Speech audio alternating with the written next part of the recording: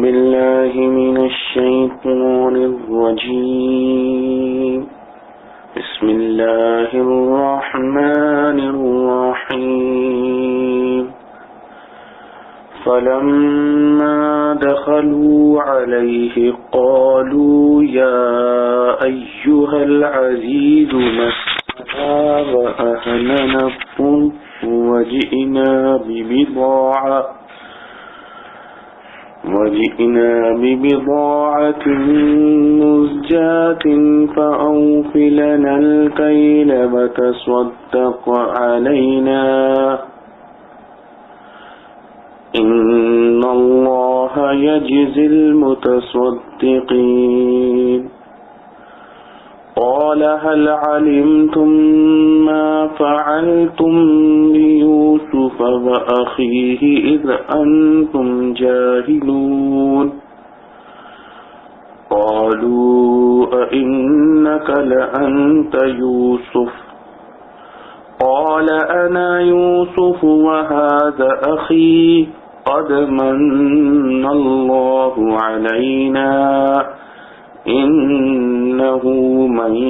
يتق ويصبر فإن الله لا يضيع أجر المحسنين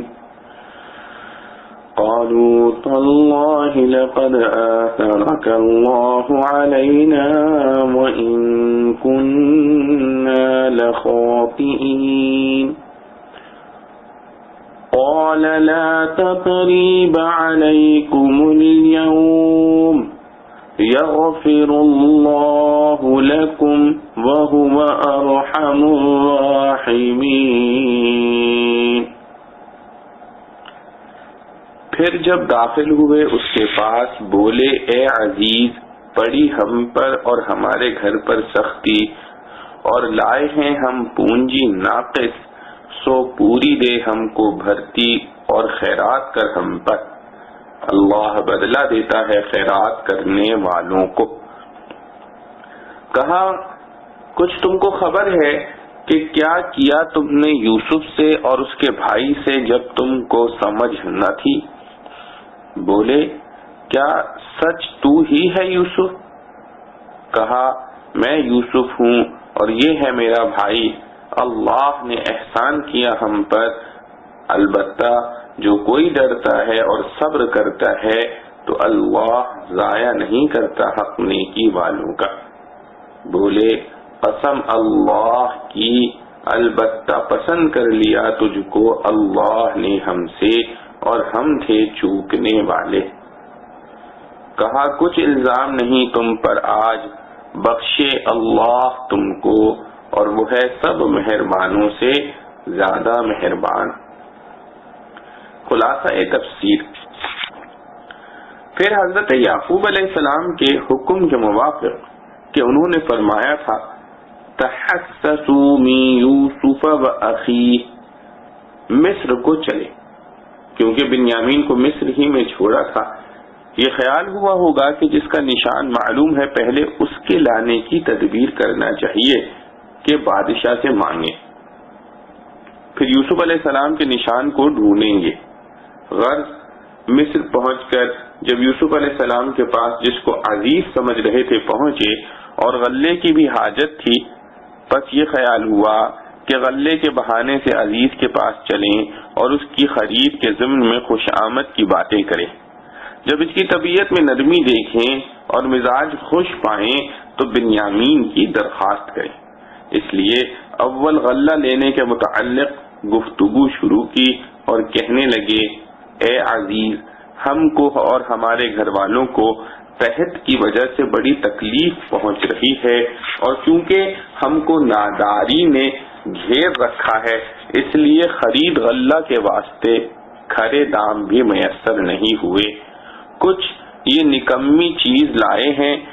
سو آپ اس کے نکمے ہونے سے قطع نظر کر کے پورا غلہ دے دیجئے، اور اس نکمے ہونے سے غلے کی مقدار میں کمی نہ کیجیے، اور ہمارا کچھ استحقاق نہیں، ہم کو خیرات سمجھ کر دے دیجیے۔ بے شک اللہ تعالی خیرات دینے والوں کو خواہ حقیقتاً خیرات دیں خواہ سہولت و رعایت کریں کہ وہ بھی مثل خیرات کے ہے، جزائے خیر دیتا ہے۔ اگر مومن ہے تو آخرت میں بھی ورنہ دنیا ہی میں۔ یوسف علیہ السلام نے جو ان کے یہ مسکنت آمیز الفاظ سنے تو رہا نہ گیا اور بے اختیار چاہا کہ اب ان سے کھل جاؤں، اور عجب نہیں کہ نور قلب سے معلوم ہو گیا ہو کہ اب کی بار ان کو تجسس بھی مقصود ہے، اور یہ بھی منکشف ہو گیا ہو کہ اب زیادہ مفارقت کا اب زمانہ مفارقت کا ختم ہو چکا۔ بس تمہید تعارف کے طور پر فرمایا، کہو وہ بھی تم کو یاد ہے جو کچھ تم نے یوسف اور اس کے بھائی کے ساتھ برتاؤ کیا تھا جبکہ تمہاری جہالت کا زمانہ تھا اور برے بھلے کی سوچ نہ تھی۔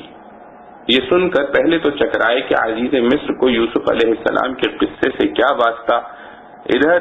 اس شروع کے زمانے کے خواب سے غالب احتمال تھا ہی کہ شاید یوسف علیہ السلام کسی بڑے رتبے کو پہنچے کہ ہم سب کو ان کے سامنے گردن جھکانا پڑے۔ اس لیے اس کلام سے شبہ ہوا اور غور کیا تو کچھ پہچانا اور مزید تحقیق کے لیے کہنے لگے، کیا سچ مچ تم ہی یوسف ہو؟ انہوں نے فرمایا، ہاں میں یوسف ہوں اور یہ بنیامین میرا حقیقی بھائی ہے۔ یہ اس لیے بڑھا دیا کہ اپنے یوسف علیہ السلام ہونے کی اور تاکید ہو جاوے، یا ان کے تجسس کی کامیابی کی بشارت ہے کہ جن کو تم ڈھونڈنے نکلے ہو ہم دونوں ایک جگہ جمع ہیں۔ ہم پر اللہ سبحانہ و تعالی نے احسان کیا اور کہ ہم دونوں کو اول توفیق، صبر و تقوی کی عطا فرمائی، پھر اس کی برکت سے ہماری تکلیف کو راحت سے اور افتراق کو اجتماع سے اور قلت مال و جاہ کو کثرت مال و جاہ سے مبدل فرما دیا۔ واقعی جو شخص گناہوں سے بچتا ہے اور مصائب پر صبر کرتا ہے تو اللہ تعالی ایسے نیک کام کرنے والوں کا اجر ضائع نہیں کرتا۔ وہ تمام گزشتہ قصوں کو یاد کر کے نادم ہوئے اور معذرت کے طور پر کہنے لگے کہ بخدا کچھ شک نہیں تم کو اللہ تعالی نے ہم پر فضیلت عطا فرمائی اور تم اسی لائق تھے، اور ہم نے جو کچھ کیا بے شک ہم اس میں خطاوار تھے،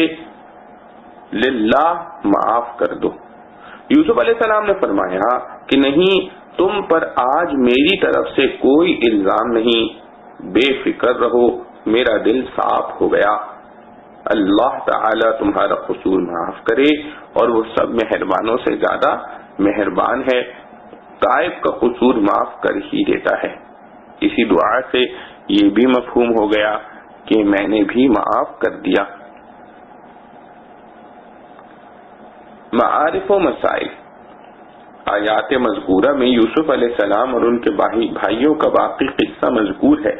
کہ ان کے والد حضرت یعقوب علیہ السلام نے ان کو یہ حکم دیا کہ جاؤ یوسف اور اس کے بھائی کو تلاش کرو، تو انہوں نے تیسری مرتبہ مصر کا سفر کیا کیونکہ بنیامین کا تو وہاں ہونا معلوم تھا۔ پہلی کوشش اس کی خلاصی کے لیے کرنا تھی، اور یوسف علیہ السلام کا وجود اگرچہ مصر میں معلوم نہ تھا، مگر جب کسی کام کا وقت آ جاتا ہے تو انسان کی تدبیریں غیر شعوری طور پر بھی درست ہوتی چلی جاتی ہیں۔ جیسا کہ ایک حدیث میں ہے کہ جب اللہ تعالی کسی کام کا ارادہ فرما لیتے ہیں تو اس کے اسباب خود بخود جمع کر دیتے ہیں۔ اس لیے تلاش یوسف کے لیے بھی غیر شعوری طور پر مصر ہی کا سفر مناسب تھا، اور غلے کی ضرورت بھی تھی، اور یہ بات بھی تھی کہ غلہ طلب کرنے کے بہانے سے عزیز مصر سے ملاقات ہوگی اور ان سے اپنے بھائی بنیامین کی خلاصی کے متعلق عرض معروض کر سکیں گے۔ فَلَمَّا دَخَلُوا عَلَيْهِ قَالُوا، یعنی جب برادران یوسف والد کے حکم کے مطابق مصر پہنچے اور عزیز مصر سے ملے تو خوشامد کی گفتگو شروع کی، اپنی محتاجی اور بے کسی کا اظہار کیا کہ اے عزیز ہم کو اور ہمارے گھر والوں کو قحط کی وجہ سے سخت تکلیف پہنچ رہی ہے، یہاں تک کہ اب ہمارے پاس غلہ خریدنے کے لیے بھی کوئی مناسب قیمت موجود نہیں۔ ہم مجبور ہو کر کچھ نکمی چیزیں غلہ خریدنے کے لیے لے آئے ہیں، آپ اپنے کریمانہ اخلاق سے انہی نکمی چیزوں کو قبول کر لیں اور ان کے بدلے میں غلہ پورا اتنا ہی دے دیں جتنا اچھی قیمتی چیزوں کے بالمقابل دیا جاتا ہے۔ یہ ظاہر ہے کہ ہمارا کوئی استحقاق نہیں، ہم آپ کو خیرات سمجھ کر آپ ہم کو خیرات سمجھ کر دے دیجئے، بے شک اللہ تعالی خیرات دینے والوں کو جزائے خیر دیتا ہے۔ یہ نکمی چیزیں کیا تھیں؟ قرآن و حدیث میں ان کی کوئی تصریح نہیں، مفسرین کے اقوال مختلف ہیں۔ بعض نے کہا کہ کھوٹے دراہم تھے جو بازار میں نہ چل سکتے تھے، بعض نے کہا کہ کچھ گھریلو سامان تھا۔ یہ لفظ مزجاتن کا ترجمہ ہے، اس کے اصل معنی ایسی چیز کے ہیں جو خود نہ چلے بلکہ اس کو زبردستی چلایا جائے۔ یوسف علیہ السلام نے جب بھائیوں کے یہ مسکنت آمیز الفاظ سنے اور شکستہ حالت دیکھی تو طبعی طور پر اب حقیقت حال ظاہر کر دینے پر مجبور ہو رہے تھے، اور واقعات کی رفتار کا انداز یہ ہے کہ یوسف علیہ السلام پر جو اظہار حال کی پابندی من جانب اللہ تھی، اب اس کے خاتمے کا وقت بھی آ چکا تھا، اور تفسیر قرطبی و مظہری میں بروایت ابن عباس رضی اللہ عنہ نقل کیا ہے کہ اس موقع پر یعقوب علیہ السلام نے عزیز مصر کے نام ایک خط لکھ کر دیا تھا جس کا مضمون یہ تھا: من جانب یعقوب صفی اللہ ابن اسحاق ذبیح اللہ ابن ابراہیم خلیل اللہ بخدمت عزیز مصر، اما بعد۔ ہمارا پورا خاندان بلاؤں اور آزمائشوں میں معروف ہے۔ میرے دادا ابراہیم خلیل اللہ کا نمرود کی آگ سے امتحان لیا گیا، پھر میرے والد اسحاق کا شدید امتحان لیا گیا، پھر میرے ایک لڑکے کے ذریعے میرا امتحان لیا گیا جو مجھ کو سب سے زیادہ محبوب تھا، یہاں تک کہ اس کی مفارقت میں میری بینائی جاتی رہی۔ اس کے بعد اس کا ایک چھوٹا بھائی مجھ غم زدہ کی تسلی کا سامان تھا جس کو آپ نے چوری کے الزام میں گرفتار کر لیا، اور میں بتلاتا ہوں کہ ہم اولاد انبیاء ہیں، نہ ہم نے کبھی چوری کی ہے، نہ ہماری اولاد میں کوئی چور پیدا ہوا، والسلام۔ یوسف علیہ السلام نے جب یہ خط پڑھا تو کانپ گئے اور بے اختیار رونے لگے اور اپنے راز کو ظاہر کر دیا، اور تعارف کی تمہید کے طور پر بھائیوں سے یہ سوال کیا کہ تم کو کچھ یہ بھی یاد ہے کہ تم نے یوسف علیہ السلام اور اس کے بھائی کے ساتھ کیا برتاؤ کیا تھا جبکہ تمہاری جہالت کا زمانہ تھا کہ بھلے برے کی سوچ اور انجام بینی کی فکر سے غافل تھے۔ برادران یوسف نے جب یہ سوال سنا تو چکرا گئے کہ عزیز مصر کو یوسف کے قصے سے کیا واسطہ۔ پھر ادھر بھی دھیان گیا کہ یوسف علیہ السلام نے جو بچپن میں خواب دیکھا تھا اس کی تعبیر یہی تھی کہ ان کو کوئی بلند مرتبہ حاصل ہوگا کہ ہم سب کو اس کے سامنے جھکنا پڑے گا، کہیں یہ عزیز مصر خود یوسف ہی نہ ہوں۔ پھر جب اور غور و تأمل کیا تو کچھ علامات سے پہچان لیا اور مزید تحقیق کے لیے ان سے کہا: اِنَّكَ لَأَنْتَ یوسف، کیا سچ مچ تم ہی یوسف ہو؟ تو یوسف علیہ السلام نے فرمایا کہ ہاں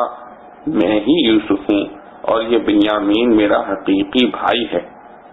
بھائی کا ذکر اس لیے بڑھا دیا کہ ان کو اچھی طرح یقین آ جائے، نیز اس لیے بھی کہ ان پر اس وقت اپنے مقصد کی مکمل کامیابی واضح ہو جائے کہ جن دو کی تلاش میں تم نکلے تھے وہ دونوں بیک یا تمہیں مل گئے۔ پھر فرمایا: قد من اللہ علینا انہ من یتق ویصبر فإن اللہ لا یضیع اجر المحسنین، یعنی اللہ تعالیٰ نے ہم پر احسان و کرم فرمایا کہ اول ہم دونوں کو صبر و تقوی کی دو صفتیں عطا فرمائیں جو کلید کامیابی اور ہر مصیبت سے امان ہیں، پھر ہماری تکلیف کو راحت سے، افتراق کو اجتماع سے، مال و جاہ کی قلت کو ان سب کی کثرت سے تبدیل فرما دیا، بے شک جو شخص گناہوں سے بچتا اور مصائب پر صبر کرتا ہے تو اللہ تعالیٰ ایسے نیک کام کرنے والوں کا اجر ضائع نہیں کیا کرتے۔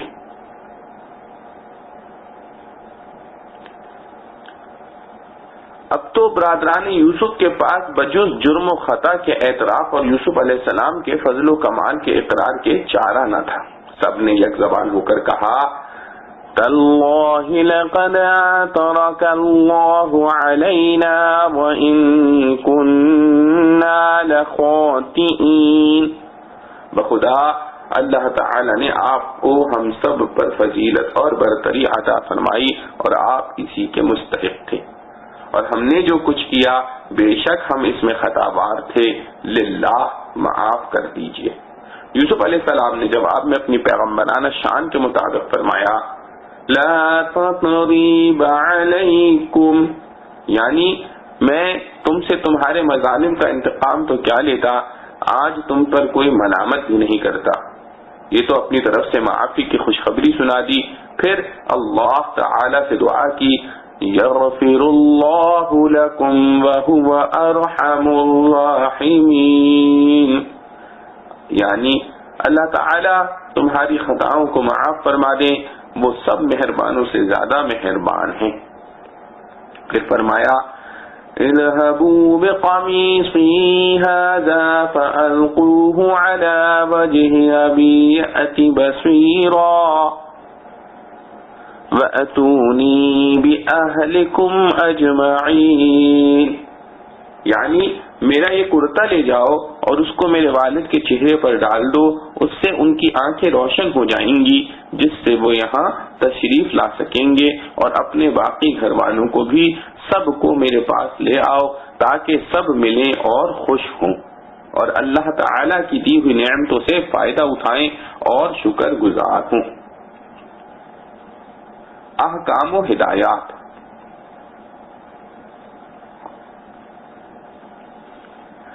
آیات مذکورہ سے بہت سے احکام و مسائل اور انسانی زندگی کے لیے اہم ہدایات حاصل ہوئی۔ اول لفظ تصدق علینا، تصدق علینا سے یہ سوال پیدا ہوتا ہے کہ برادران یوسف علیہ السلام اولاد انبیاء ہیں، ان کے لیے صدقہ خیرات کیسے حلال تھا؟ دوسرے، اگر صدقہ حلال بھی ہو تو سوال کرنا کیسے جائز تھا؟ برادران یوسف اگر انبیاء بھی نہ ہوں تو بھی یوسف علیہ السلام تو پیغمبر تھے، انہوں نے اس غلطی پر کیوں متنبہ نہیں فرمایا؟ اس کا ایک واضح جواب تو یہ ہے کہ یہاں لفظ صدقہ سے حقیقی صدقہ مراد نہیں بلکہ معاملے میں رعایت کرنے کو صدقہ و خیرات کرنے سے تعبیر کر دیا ہے، کیونکہ بالکل مفت غلے کا سوال تو انہوں نے کیا ہی نہ تھا بلکہ کچھ نکمی چیزیں پیش کی تھیں، اور درخواست کا حاصل یہ تھا کہ ان کم قیمت چیزوں کو رعایت کر کے قبول فرما لیں۔ اس کے علاوہ یہ بھی ہو سکتا ہے کہ اولاد انبیاء کے لیے صدقہ و خیرات کی حرمت صرف امت محمدیہ صلی اللہ علیہ وسلم کے ساتھ مخصوص ہو، جیسا کہ ائمہ تفسیر میں مجاہد رحمت اللہ علیہ کا یہی قول ہے۔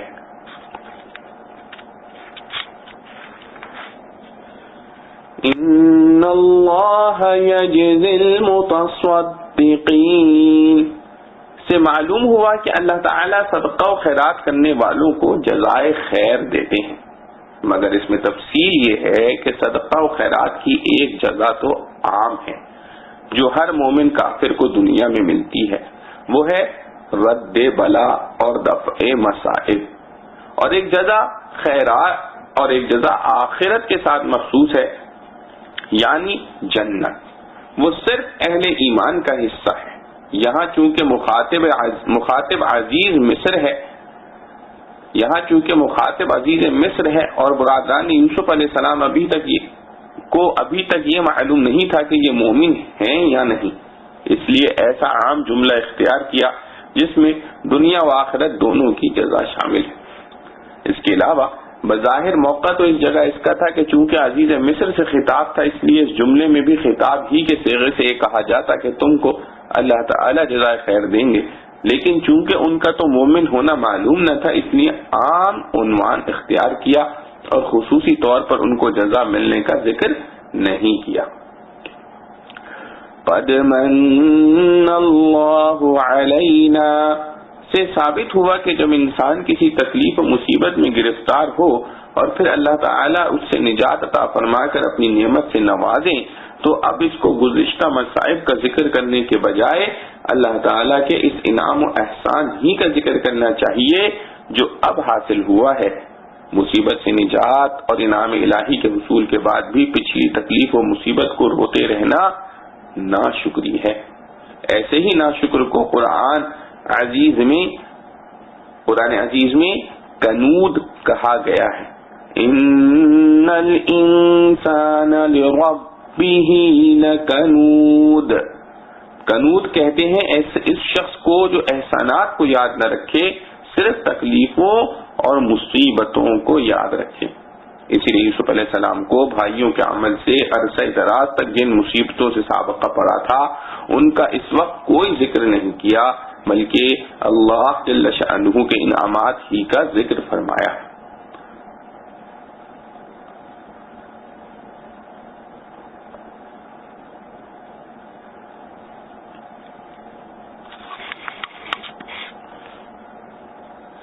صبر و تقوی ہر مصیبت کا علاج ہے۔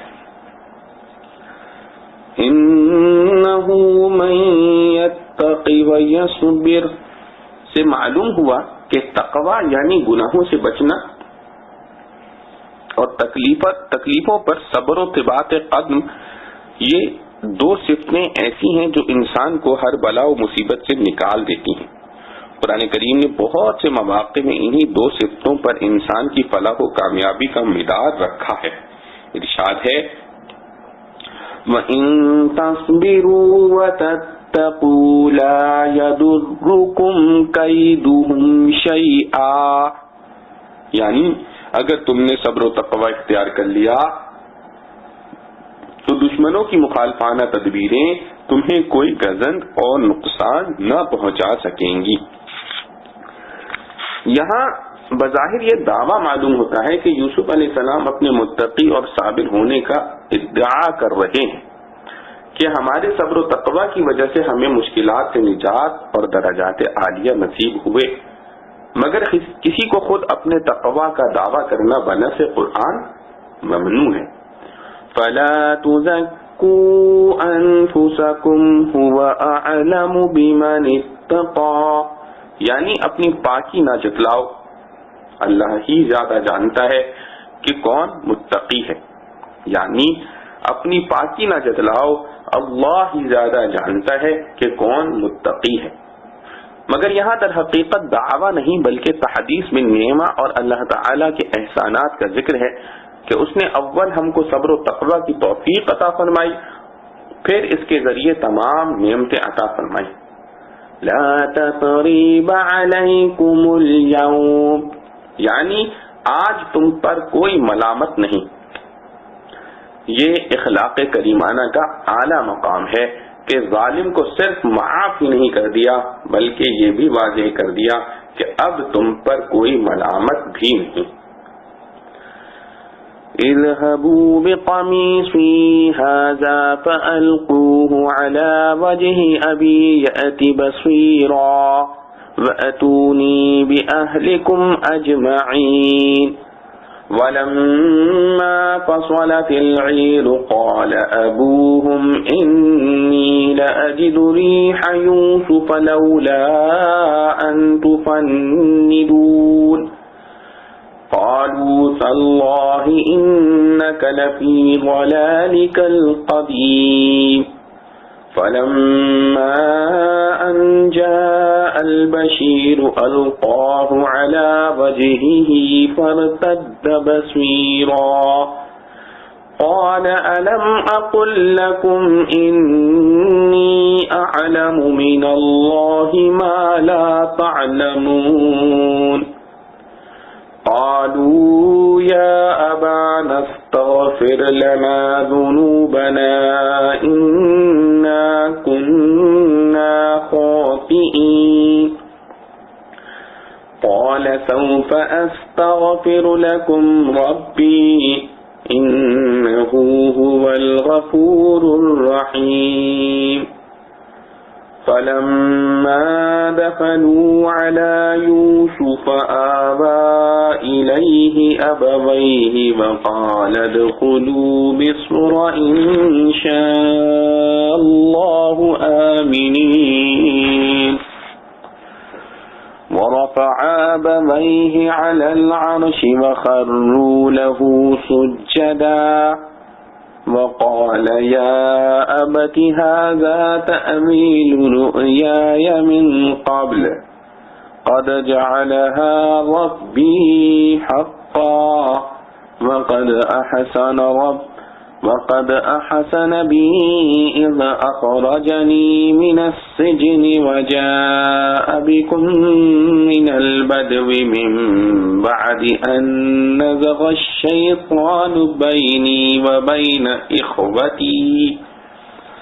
إن ربي لطيف لما يشاء إنه هو العليم الحكيم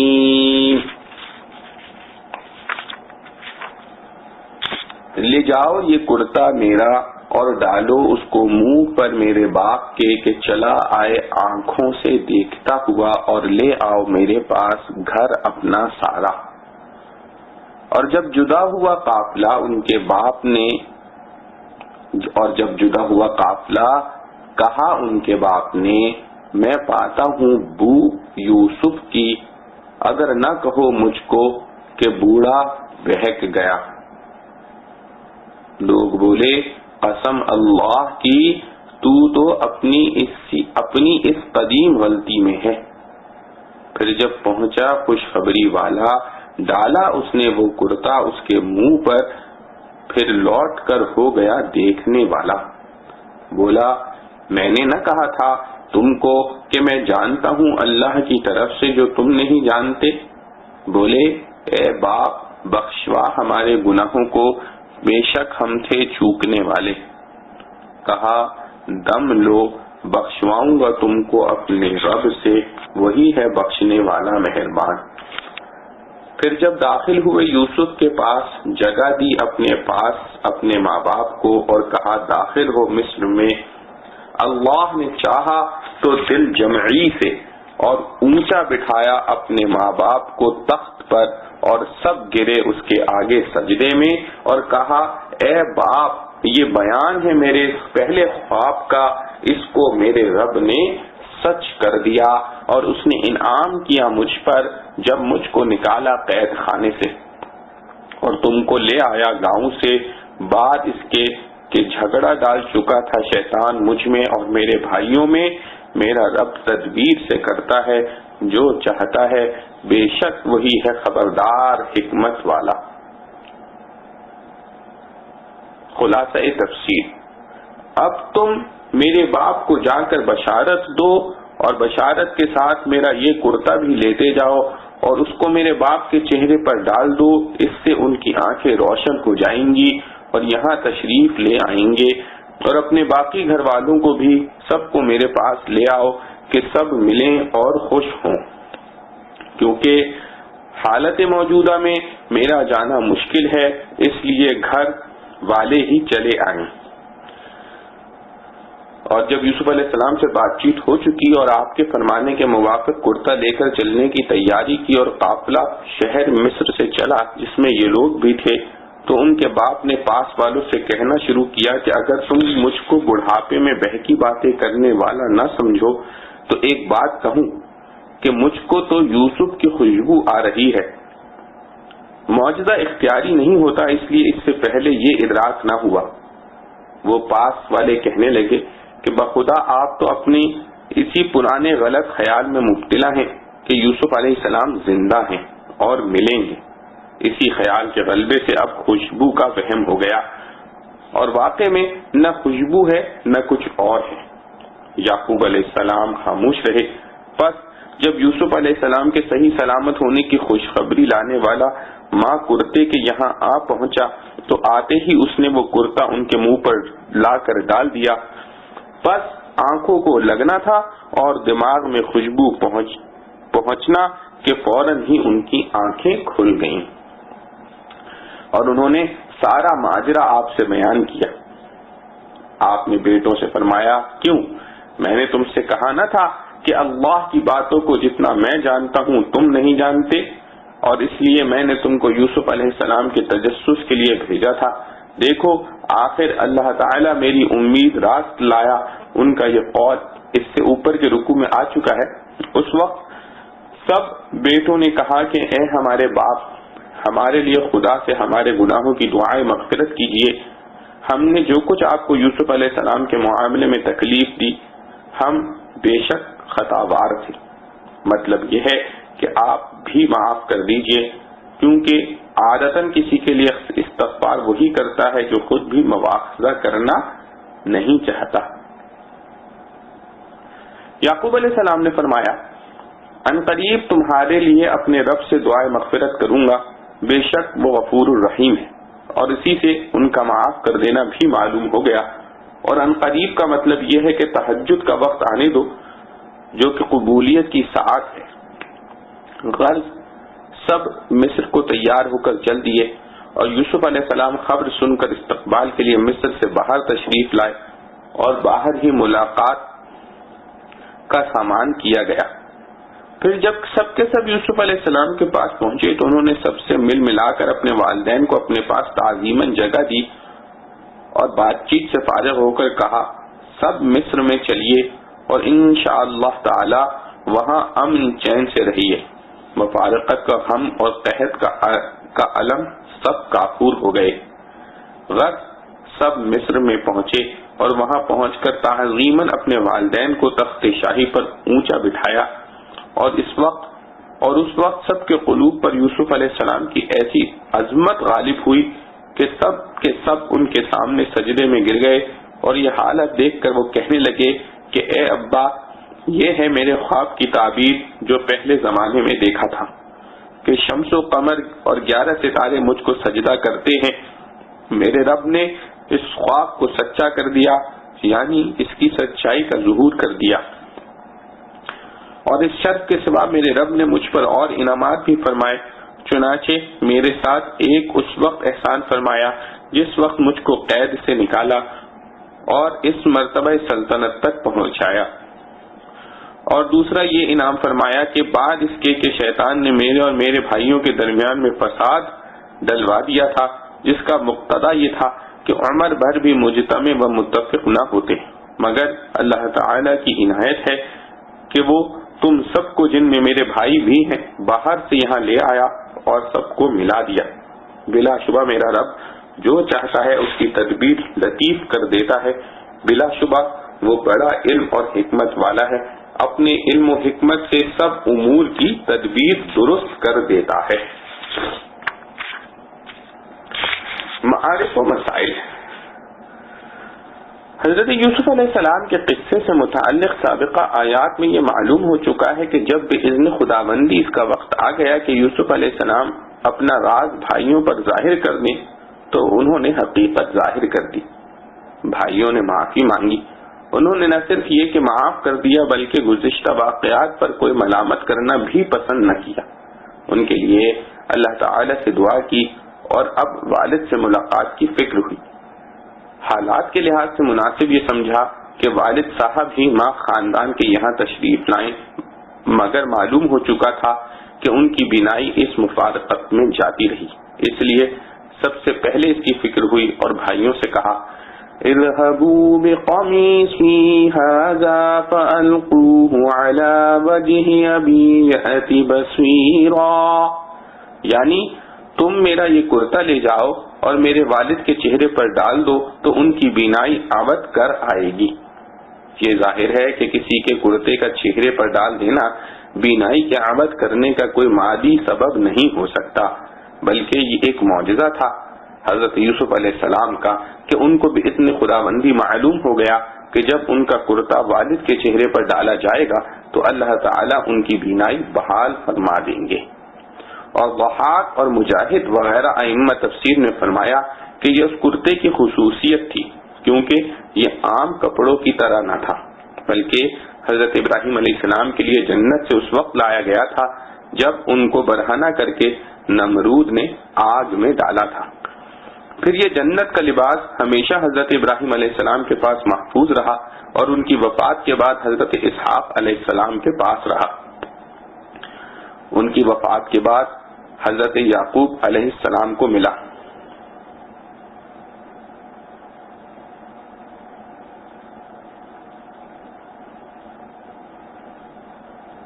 آپ نے اس کو ایک بڑی متبرک شے کی حیثیت سے ایک نلکی میں بند کر کے یوسف علیہ السلام کے گلے میں بطور تعویذ کے ڈال دیا تھا تاکہ نظر بد سے محفوظ رہیں۔ برادران یوسف نے جب ان کا کرتا والد کو دھوکہ دینے کے لیے اتار لیا اور وہ برہنہ کر کے کنویں میں ڈال دیے گئے تو جبرائیل امین تشریف لائے اور گلے میں پڑی ہوئی نلکی کھول کر اس سے یہ کرتا برآمد کیا اور یوسف علیہ السلام کو پہنا دیا، اور یہ ان کے پاس برابر محفوظ چلا آیا۔ اس وقت بھی جبرائیل امین ہی نے یوسف علیہ السلام کو یہ مشورہ دیا کہ یہ جنت کا لباس ہے، اس کی خاصیت یہ ہے کہ نابینا کے چہرے پر ڈال دو تو وہ بینا ہو جاتا ہے، اور فرمایا کہ اس کو اپنے والد کے پاس بھیج دیجئے تو وہ بینا ہو جائیں گے۔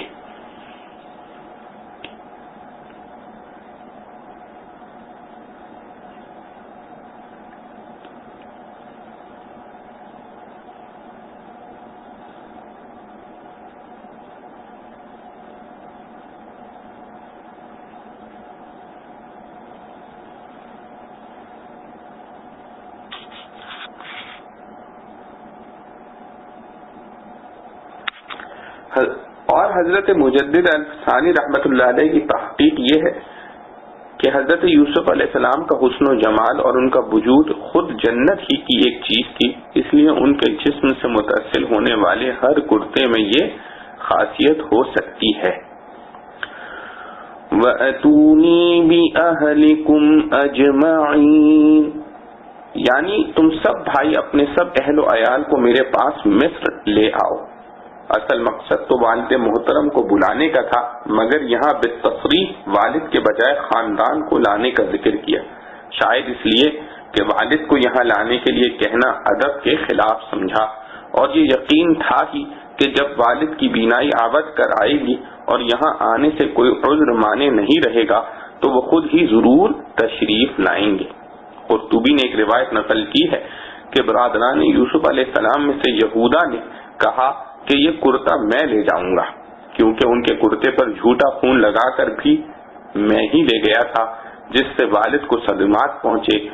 اب اس کی مکافات بھی میرے ہی ہاتھ سے ہونا چاہیے۔ وَلَمَّا فَصَلَتِ الْعِيرُ، یعنی جب قافلہ شہر سے باہر نکلا ہی تھا تو یعقوب علیہ السلام نے اپنے پاس والوں سے کہا کہ اگر تم مجھے بے وقوف نہ کہو تو میں تمہیں بتلاؤں کہ مجھے یوسف کی خوشبو آ رہی۔ شہر مصر سے کنعان تک ابن عباس رضی اللہ عنہ کی روایت کے مطابق 8 دن کی مسافت کا راستہ تھا، اور حضرت حسن رضی اللہ عنہ نے فرمایا کہ 80 فرسخ یعنی تقریباً 250 میل کا فاصلہ تھا۔ اللہ تعالی نے اتنی دور سے قمیص یوسف کے ذریعے حضرت یوسف علیہ السلام کی خوشبو یعقوب علیہ السلام کے دماغ تک پہنچا دی، اور یہ عجائب میں سے ہے کہ جب یوسف علیہ السلام اپنے وطن کنعان ہی کے کنویں میں 3 روز تک پڑے رہے تو اس وقت یہ خوشبو محسوس نہیں ہوئی۔ یہیں سے معلوم ہوتا ہے کہ کوئی معجزہ پیغمبر کے اختیار میں نہیں ہوتا، بلکہ در حقیقت معجزہ پیغمبر کا اپنا فعل و عمل ہوتا، بلکہ در حقیقت معجزہ پیغمبر کا اپنا فعل و عمل بھی نہیں ہوتا، یہ براہ راست فعل اللہ ہوتا ہے۔ جب اللہ تعالیٰ ارادہ فرماتے ہیں تو معجزہ ظاہر کر دیتے ہیں، اور جب اذن خداوندی نہیں ہوتا تو قریب سے قریب بھی بعید ہو جاتا ہے۔ قالوا تاللہ انک لفی ضلالک القدیم، یعنی حاضرین مجلس نے یعقوب علیہ السلام کی بات سن کر کہا کہ بخدا آپ تو اپنے اسی پرانے غلط خیال میں مبتلا ہیں کہ یوسف زندہ ہیں اور پھر ملیں گے۔ فلما ان جاء البشیر، یعنی جب یہ بشارت دینے والا کنعان پہنچا اور قمیص یوسف علیہ السلام کو یعقوب علیہ السلام کے چہرے پر ڈال دیا تو فوراً ان کی بینائی ابد کر آئی۔ بشارت دینے والا وہی حضرت یوسف علیہ السلام کا بھائی یہودا تھا جو ان کا کرتا مصر سے لایا تھا۔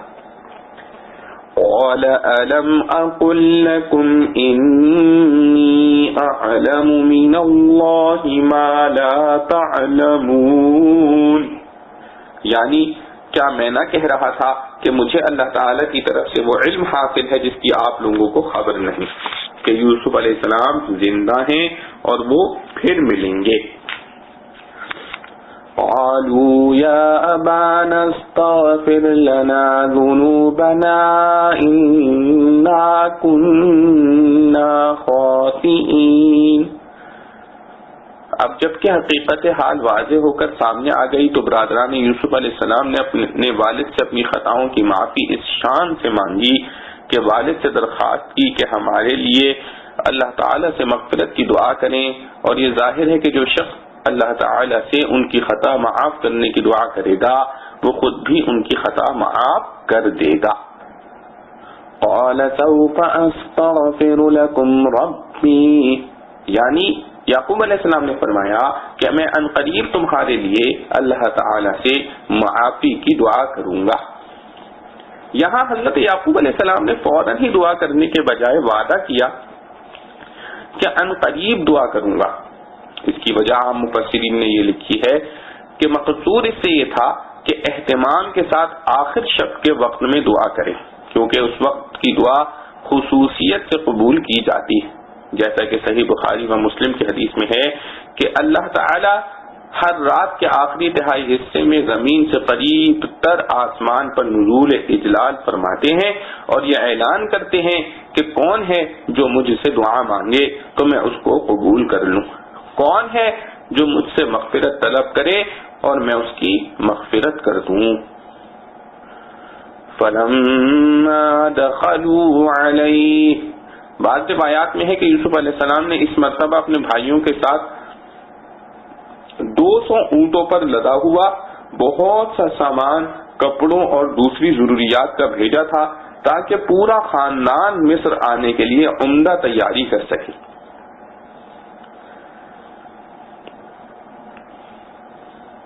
اس کے مطابق یعقوب علیہ السلام اور ان کی اولاد اور تمام متعلقین مصر کے لیے تیار ہو کر نکلے تو ایک روایت میں ان کی تعداد 72 اور دوسری میں 93 نفوس مرد و عورت پر مشتمل تھی۔ دوسری طرف جب مصر پہنچنے کا وقت قریب آیا تو حضرت یوسف علیہ السلام اور ملک مصر کے لوگ استقبال کے لیے شہر سے باہر تشریف لائے اور 4000 سپاہی ان کے ساتھ سلامی دینے کے لیے نکلے۔ جب یہ حضرات مصر میں یوسف علیہ السلام کے مکان میں داخل ہوئے تو انہوں نے اپنے والدین کو اپنے پاس ٹھہرایا۔ یہاں ذکر والدین کا ہے، حالانکہ یوسف علیہ السلام کی والدہ کا انتقال بچپن ہی میں ہو چکا تھا، مگر ان کے بعد یعقوب علیہ السلام نے مرحومہ کی بہن لیا سے نکاح کر لیا تھا، جو یوسف علیہ السلام کی خالہ ہونے کی حیثیت سے بھی مثل والدہ کے تھیں اور والد کے نکاح میں ہونے کی حیثیت سے بھی والدہ ہی کہلانے کی مستحق تھیں۔ اس کی تفصیلات نیچے حضرت نے فرمائی ہے۔ حضرت مفتی محمد تقی صاحب عثمانی دامت برکاتہم نے یہ توجیہ اس روایت کے مطابق ہے جس میں یہ کہا گیا ہے کہ حضرت یوسف علیہ السلام کی والدہ بن یامین کی ولادت کے وقت وفات پا گئی تھی۔ اسی بنا پر یہاں حضرت مصنف رحمۃ اللہ علیہ کی یہ عبارت صفحہ 29-30 جلد 5 کی عبارت سے متضاد معلوم ہوتی ہے، جس میں حضرت یوسف علیہ السلام کی والدہ راحیل کو قرار دیا گیا ہے، لیکن دراصل اس معاملے میں کوئی مستند روایت تو ہے نہیں، اسرائیلی روایات ہیں اور ان میں بھی تعارض ہے۔ خود صاحب روح المعانی نے لکھا ہے کہ یہودی حضرات حضرت یوسف علیہ السلام کی والدہ کے بن یامین کی ولادت کے وقت انتقال کے قائل نہیں ہیں۔ اگر اس روایت کو لیا جائے تو کوئی اشکال باقی نہیں رہتا۔ اس صورت میں ورفع البیا میں حضرت یوسف علیہ السلام کی حقیقی ورفع ابویہ میں حضرت یوسف علیہ السلام کی حقیقی والدہ مراد ہوں گی۔ ابن جریر رحمۃ اللہ علیہ اور ابن کثیر رحمۃ اللہ علیہ نے اسی کو راجح قرار دیا ہے۔ چنانچہ ابن کثیر رحمۃ اللہ علیہ اس پر بحث کرتے ہوئے فرماتے ہیں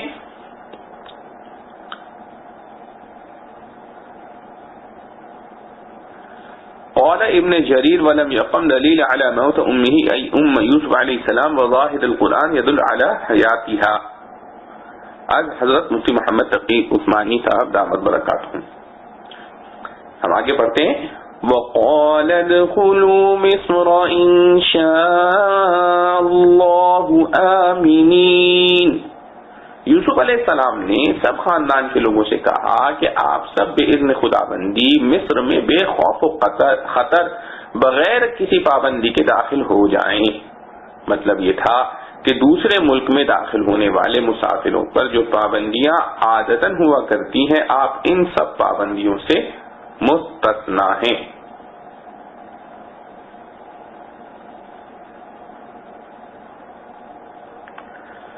وَرَفَعَ أَبَوَيْهِ عَلَى الْعَرْشِ، یعنی یوسف علیہ السلام نے اپنے والدین کو اپنے تخت شاہی پر بٹھایا۔ وَخَرُّوا لَهُ سُجَّدًا، یعنی والدین اور سب بھائیوں نے یوسف علیہ السلام کے سامنے سجدہ کیا۔ حضرت عبداللہ بن عباس رضی اللہ عنہ نے فرمایا کہ یہ سجدہ شکر اللہ تعالی کے لیے کیا گیا تھا، یوسف علیہ السلام کو نہیں تھا۔ اور بعض حضرات نے فرمایا کہ سجدہ عبادت تو ہر پیغمبر کی شریعت میں غیر اللہ کے لیے حرام تھا، لیکن سجدہ تعظیم انبیاء سابقین کی شریعتوں میں جائز تھا، جو شریعت اسلام میں ذریعہ شرک ہونے کی بنا پر ممنوع ہو گیا ہے، جیسا کہ حدیث صحیحین میں مذکور ہے کہ کسی غیر اللہ کے لیے سجدہ حلال نہیں۔ وَقَالَ يَا أَبَتِ هَذَا تَأْوِيلُ رُؤْيَايَ، یوسف علیہ السلام کے سامنے جب دونوں ماں باپ اور 11 بھائیوں نے بیک وقت سجدہ کیا تو ان کو اپنا وہ بچپن کا خواب یاد آ گیا اور فرمایا کہ ابا جان یہ میرے اس خواب کی تعبیر ہے جو بچپن میں دیکھا تھا کہ آفتاب و مہتاب اور 11 ستارے مجھے سجدہ کر رہے ہیں۔ اللہ تعالیٰ کا شکر ہے جس نے اس خواب کی سچائی کو آنکھوں سے دکھلا دیا۔ احکام و مسائل۔ حضرت یعقوب علیہ السلام نے صاحبزادوں کی درخواست معافی اور دعائے مغفرت پر جو یہ فرمایا کہ ان قریب تمہارے لیے دعائے مغفرت کروں گا اور فوراً دعا نہیں کی، اس تاخیر کی ایک وجہ بعض حضرات نے یہ بھی بیان کی ہے کہ منظور یہ تھا کہ یوسف علیہ السلام سے مل کر پہلے یہ تحقیق ہو جائے کہ انہوں نے ان کی خطا معاف کر دی ہے یا نہیں، کیونکہ جب تک مظلوم معافی نہ دے عند اللہ بھی معافی نہیں ہوتی۔ ایسی حالت میں دعائے مغفرت بھی مناسب نہ تھی۔ یہ بات اپنی جگہ بالکل صحیح اور اصولی ہے کہ حقوق و لباد کی توبہ بغیر اس کے نہیں ہوتی کہ صاحب حق اپنا حق وصول کر لے یا معاف کر دے، محض زبانی توبہ و استغفار کافی نہیں۔ حضرت سفیان ثوری رحمۃ اللہ علیہ کی روایت ہے کہ جب یہودا قمیص یوسف لے کر آئے اور یعقوب علیہ السلام کے چہرے پر ڈالا تو پوچھا کہ یوسف کیسے ہیں؟ انہوں نے بتلایا کہ وہ مصر کے بادشاہ ہیں۔ یعقوب علیہ السلام نے فرمایا کہ میں اس کو نہیں پوچھتا کہ وہ بادشاہ ہیں یا فقیر، پوچھنا یہ ہے کہ ایمان اور عمل کے اعتبار سے کیا حال ہے۔ تب انہوں نے ان کے تقوی و طہارت کے حالات بتلائے۔ یہ ہے انبیاء علیہ السلام کی محبت اور تعلق کہ اولاد کی جسمانی راحت سے زیادہ ان کی روحانی حالت کی فکر کرتے ہیں۔ ہر مسلمان کو اسی کا اتباع کرنا چاہیے۔ 3 حضرت حسن رحمت اللہ علیہ سے روایت ہے کہ جب بشارت دینے والا قمیص یوسف لے کر پہنچا تو یعقوب علیہ السلام چاہتے تھے کہ اس کو کچھ انعام دیں، مگر حالات سازگار نہ تھے، اس لیے عذر کیا کہ 7 روز سے ہمارے گھر میں روٹی نہیں پکی، اس لیے میں کچھ مادی انعام تو نہیں دے سکتا، مگر یہ دعا دیتا ہوں کہ اللہ تعالی تم پر سکرات موت کو آسان کر دیں۔ قرطبی رحمۃ اللہ علیہ نے فرمایا کہ یہ دعا ان کے لیے سب سے بہتر انعام تھا۔ 4 اس واقعے سے یہ بھی معلوم ہوا کہ خوشخبری دینے والے کو انعام دینا سنت انبیاء ہے۔ صحابہ کرام رضوان اللہ علیہ مجمعین میں حضرت کعب بن مالک رضی اللہ عنہ کا واقعہ مشہور ہے کہ غزوہ تبوک میں شرکت نہ کرنے پر جب ان پر عتاب ہوا اور بعد میں توبہ قبول کی گئی تو جو شخص قبول توبہ کی بشارت لایا تھا اپنا جوڑا کپڑوں کا اتار کر اس کو پہنا دیا۔ نیز اس سے یہ بھی ثابت ہوا کہ خوشی کے موقع پر اظہار مسرت کے لیے دوستوں وغیرہ کو کھانے کی دعوت دینا بھی سنت ہے۔ حضرت فاروق اعظم رضی اللہ عنہ نے جب سورہ بقرہ پڑھ کر ختم کی تو خوشی میں ایک اونٹ ذبح کر کے لوگوں کو کھلایا۔ 5 حضرت یعقوب علیہ السلام کے صاحبزادوں نے حقیقت واقعہ ظاہر ہو جانے کے بعد اپنے والد اور بھائی سے معافی مانگی۔ اس سے معلوم ہوا کہ جس شخص کے ہاتھ یا زبان سے کسی شخص کو ایذا پہنچی یا اس کا کوئی حق اس کے ذمہ رہا، اس پر لازم ہے کہ فوراً اس حق کو ادا کر دے یا اس سے معاف کرا لے۔ صحیح بخاری میں بروایت ابو ہریرہ رضی اللہ عنہ منقول ہے کہ رسول اللہ صلی اللہ تعالی علیہ وآلہ وسلم نے فرمایا، جس شخص کے ذمہ کسی دوسرے کا کوئی حق مالی واجب ہو یا اس کو کوئی ایذا ہاتھ یا زبان سے پہنچائی ہو، اس کو چاہیے کہ آج اس کو ادا کر دے یا معافی مانگ کر اس سے سبکدوشی حاصل کر لے قبل اس کے کہ قیامت کا وہ دن آ جائے جہاں کسی کے پاس کوئی مال حق ادا کرنے کے لیے نہ ہوگا، اس لیے اس کے اعمال صالحہ مظلوم کو دے دیے جائیں گے، یہ خالی رہ جائے گا، اور اگر اس کے اعمال بھی صالح نہیں تو دوسرے کے جو گناہ ہیں اس کے سر پر ڈال دیے جائیں گے، والعیاذ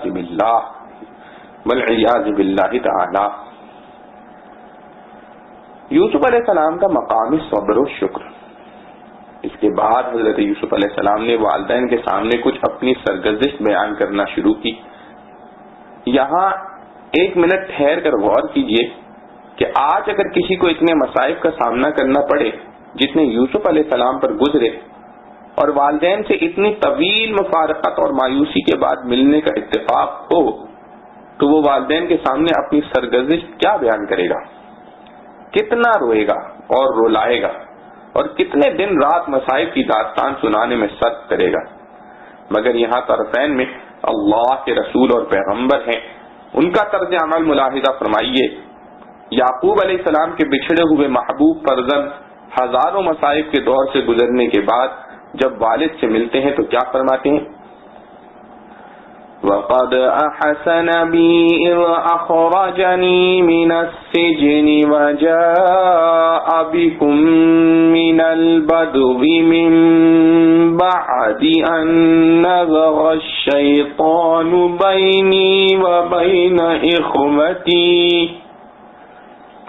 یعنی اللہ تعالی نے مجھ پر احسان فرمایا جبکہ مجھے قید خانے سے نکال دیا اور آپ کو باہر سے یہاں لے آیا،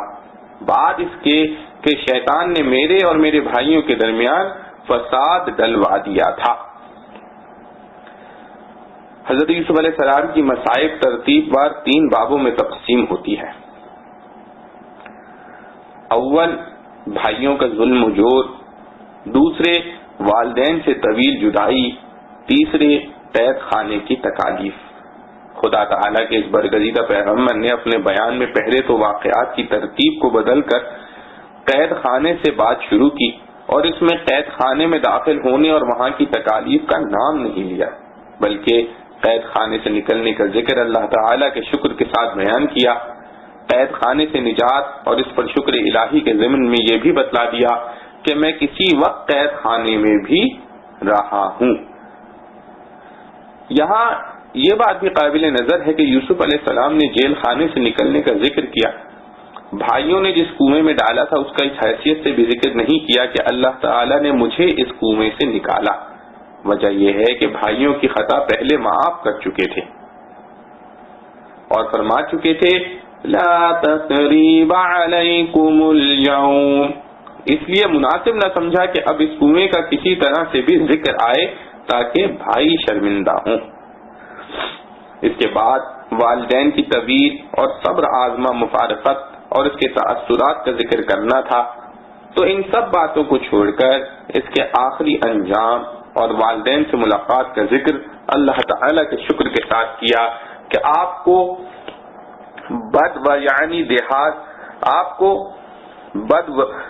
دیہات سے شہر مصر میں پہنچا دیا۔ اس میں اس نعمت کی طرف بھی اشارہ ہے کہ یعقوب علیہ السلام کا وطن دیہات میں تھا جہاں معیشت کی آسانیاں کم ہوتی ہیں۔ اللہ تعالی نے شہر میں شاہی اعزازات کے ساتھ اندر پہنچا دیا۔ اب پہلی بات رہ گئی بھائیوں کا ظلم و جور، اس کو بھی شیطان کے حوالے کر کے اس طرح بے باک کر دیا کہ میرے بھائی تو ایسے نہ تھے جو یہ کام کرتے، شیطان نے ان کو دھوکے میں ڈال کر یہ فساد کرا دیا۔ یہ ہے شان نبوت کہ مصائب اور تکالیف پر صرف صبر ہی نہیں بلکہ ہر جگہ شکر کا پہلو نکال لیتے ہیں، اسی لیے ان کا کوئی حال ایسا نہیں ہوتا جس میں وہ اللہ تعالی کے شکر گزار نہ ہوں، بخلاف عام انسانوں کے کہ ان کا یہ حال ہوتا ہے کہ اللہ تعالی کی ہزاروں نعمتیں برستی رہیں تو بھی کسی کا ذکر نہ کریں، اور کسی وقت کوئی مصیبت پڑ جائے تو اس کو عمر بھر گاتے رہیں۔ قرآن میں اسی کی شکایت کی گئی ہے، ان الانسان لربہ لکنود، یعنی انسان اپنے رب کا بہت ناشکرا ہے۔ یوسف علیہ السلام نے داستان مصائب کو 3 لفظوں میں مختصر کرنے کے بعد فرمایا، ان ربی لطیف لما یشاء انہ هو العلیم الحکیم، یعنی میرا پروردگار جو چاہتا ہے اس کی تدبیر لطیف کر دیتا ہے، بلا شبہ وہ بڑا علم والا حکمت والا ہے۔ رب قد آتیتنی من الملک وعلمتنی من تأویل الاحادیث فاطر السماوات والارض انت ولی فی الدنیا والآخرة توفنی مسلما والحقنی بالصالحین۔ اے رب، تو نے دی مجھ کو کچھ حکومت اور سکھایا مجھ کو کچھ پھیرنا باتوں کا۔ اے پیدا کرنے والے آسمان اور زمین کے، تو ہی میرا کارساز ہے دنیا میں اور آخرت میں۔ موت دے مجھ کو اسلام پر اور ملا مجھ کو نیک بختوں میں۔ خلاصہ تفصیل، اس کے بعد سب ہنسی خوشی رہتے رہے یہاں تک کہ یعقوب علیہ السلام کی عمر ختم پر پہنچی اور بعد وفات ان کی وصیت کے مطابق ملک شام میں لے جا کر اپنے بزرگوں کے پاس دفن کیے گئے۔ پھر یوسف علیہ السلام کو بھی آخرت کا اشتیاق ہوا اور دعا کی کہ اے میرے پروردگار، آپ نے مجھ کو ہر طرح کی نعمتیں دی، ظاہری بھی باطنی بھی۔ ظاہری یہ کہ مثلا سلطنت کا بڑا حصہ دیا، اور باطنی یہ کہ مثلا مجھ کو خوابوں کی تعبیر دینا تعلیم فرمایا جو کہ علم عظیم ہے،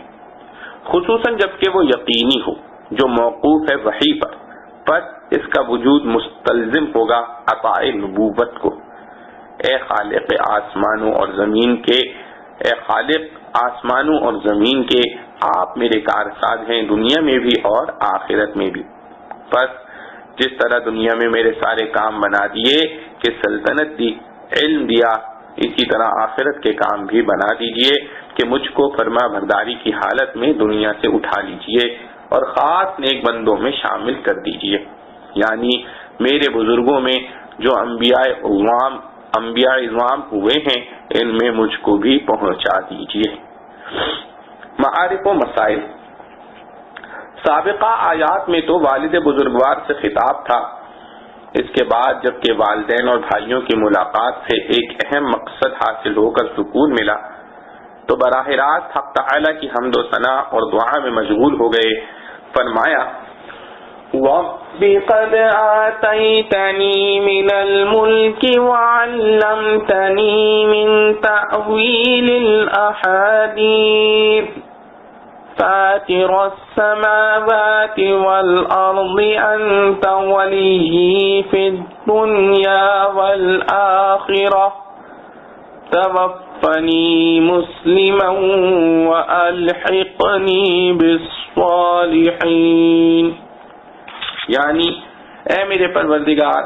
آپ نے ہی مجھ کو سلطنت کا بڑا حصہ دیا اور مجھ کو خوابوں کی تعبیر دینا تعلیم فرمایا. اے آسمان و زمین کے خالق، آپ ہی دنیا و آخرت میں میرے کارساز ہیں. مجھ کو پوری فرما برداری کی حالت میں دنیا سے اٹھا لیجئے اور مجھ کو کامل نیک بندوں میں شامل رکھیے. کامل نیک بندے انبیاء علیہ السلام ہی ہو سکتے ہیں جو ہر گناہ سے معصوم ہیں.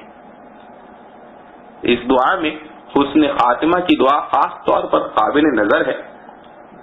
کہ اللہ تعالی کے مقبول بندوں کا رنگ یہ ہوتا ہے کہ کتنے ہی درجات عالیہ دنیا و آخرت کے ان کو نصیب ہوں اور کتنے ہی جاہ و منصب ان کے قدموں میں ہوں، وہ کسی وقت ان پر مغرور نہیں ہوتے، بلکہ ہر وقت اس کا کھٹکا لگا رہتا ہے کہ کہیں یہ حالات سلب یا کم نہ ہو جائیں. اس کی دعائیں مانگتے رہتے ہیں کہ اللہ تعالیٰ کی دی ہوئی ظاہری اور باطنی نعمتیں موت تک برقرار رہیں، بلکہ ان میں اضافہ ہوتا رہے. یہاں تک حضرت یوسف علیہ السلام کا عجیب و غریب قصہ اور اس کے ضمن میں آئی ہوئی ہدایات کا سلسلہ جو قرآن میں مذکور ہے پورا ہو گیا. اس کے بعد کا قصہ قرآن کریم یا کسی حدیث مرفوع میں منقول نہیں. اکثر علماء تفسیر نے تاریخی یا اسرائیلی روایات کے حوالے سے نقل کیا. تفسیر ابن کثیر میں حضرت حسن رحمۃ اللہ علیہ کی روایت سے نقل کیا ہے کہ یوسف علیہ السلام کو جس وقت بھائیوں نے کنویں میں ڈالا تھا تو ان کی عمر 17 سال کی تھی. پھر 80 سال والد سے غائب رہے اور والدین کی ملاقات کے بعد 23 سال زندہ رہے اور 120 سال کی عمر میں وفات پائی. اور محمد بن اسحاق رحمۃ اللہ علیہ نے فرمایا کہ اہل کتاب کی روایات میں ہے کہ یوسف علیہ السلام اور یعقوب علیہ السلام کی مفارقت کا زمانہ 40 سال تھا. پھر یعقوب علیہ السلام مصر میں تشریف لانے کے بعد یوسف علیہ السلام کے ساتھ 17 سال زندہ رہے. اس کے بعد ان کی وفات ہو گئی.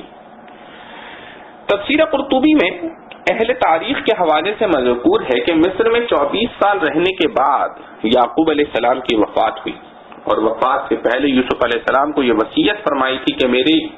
لاش کو میرے وطن بھیج کر میرے والد اسحاق علیہ السلام کے پاس دفن کیا جائے.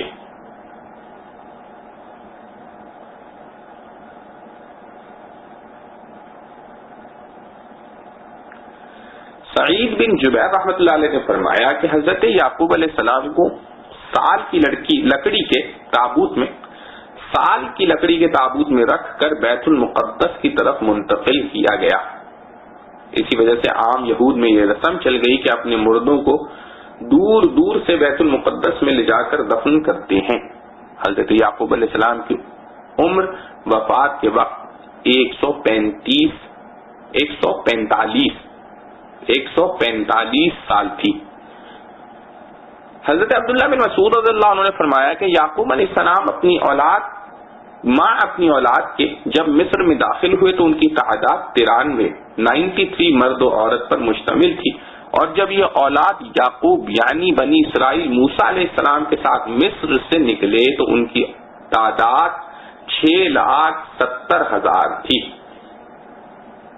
حضرت عبداللہ بن مسعود رضی اللہ عنہ نے فرمایا کہ یعقوب علیہ السلام ماں اپنی اولاد کے جب مصر میں داخل ہوئے تو ان کی تعداد 93 مرد و عورت پر مشتمل تھی، اور جب یہ اولاد یعقوب بنی اسرائیل موسیٰ علیہ السلام کے ساتھ مصر سے نکلے تو ان کی تعداد 6,70,000 تھی.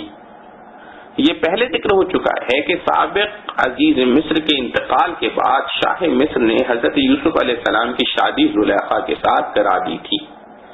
تورات اور اہل کتاب کی تاریخ میں ہے کہ ان سے یوسف علیہ السلام کے 2 لڑکے افرایم اور منشا اور ایک لڑکی رحمت بنت یوسف پیدا ہوئے. رحمت کا نکاح حضرت ایوب علیہ السلام کے ساتھ ہوا اور افرایم کی اولاد میں یوشع بن نون پیدا ہوئے جو حضرت موسیٰ علیہ السلام کے رفیق تھے۔ حضرت یوسف علیہ السلام کا انتقال 120 سال کی عمر میں ہوا اور دریائے نیل کے کنارے پر دفن کیے گئے۔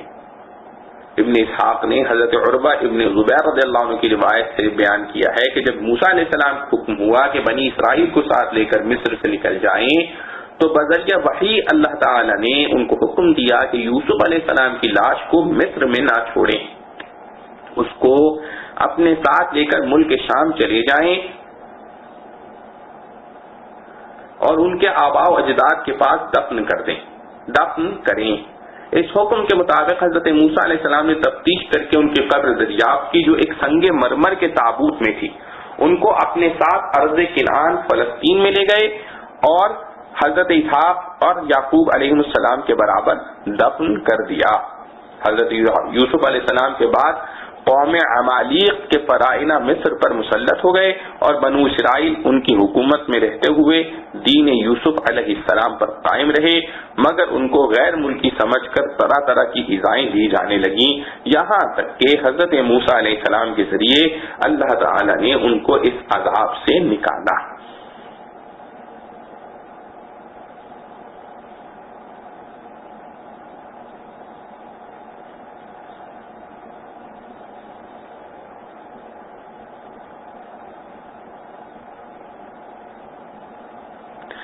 ہدایات اور احکام۔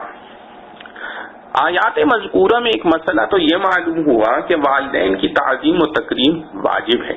جیسا کہ یوسف علیہ السلام کے واقعے سے ثابت ہوا۔ دوسرا مسئلہ یہ معلوم ہوا کہ یوسف علیہ السلام کی شریعت میں سجدہ تعظیمی جائز تھا، اسی لیے والدین اور بھائیوں نے سجدہ کیا،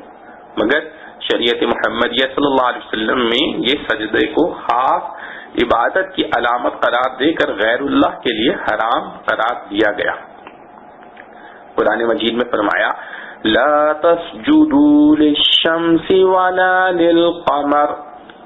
اور حدیث میں ہے کہ حضرت معاذ رضی اللہ عنہ جب ملک شام گئے اور وہاں دیکھا کہ نصارہ اپنے بزرگوں کو سجدہ کرتے ہیں تو واپس آ کر رسول کریم صلی اللہ علیہ وسلم کے سامنے سجدہ کرنے لگے۔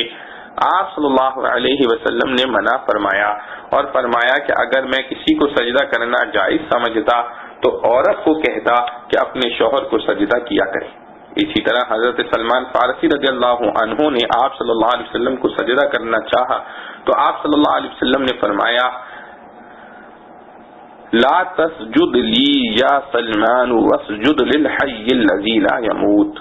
یعنی اے سلمان مجھے سجدہ نہ کرو بلکہ سجدہ صرف اس ذات کو کرو جو حی قیوم ہے، جس کو کبھی فنا نہیں۔ اس سے معلوم ہوا کہ جب رسول اللہ صلی اللہ علیہ وسلم کے لیے تعظیمی سجدہ جائز نہیں تو اور کسی بزرگ یا پیر کے لیے کیسے جائز ہو سکتا ہے۔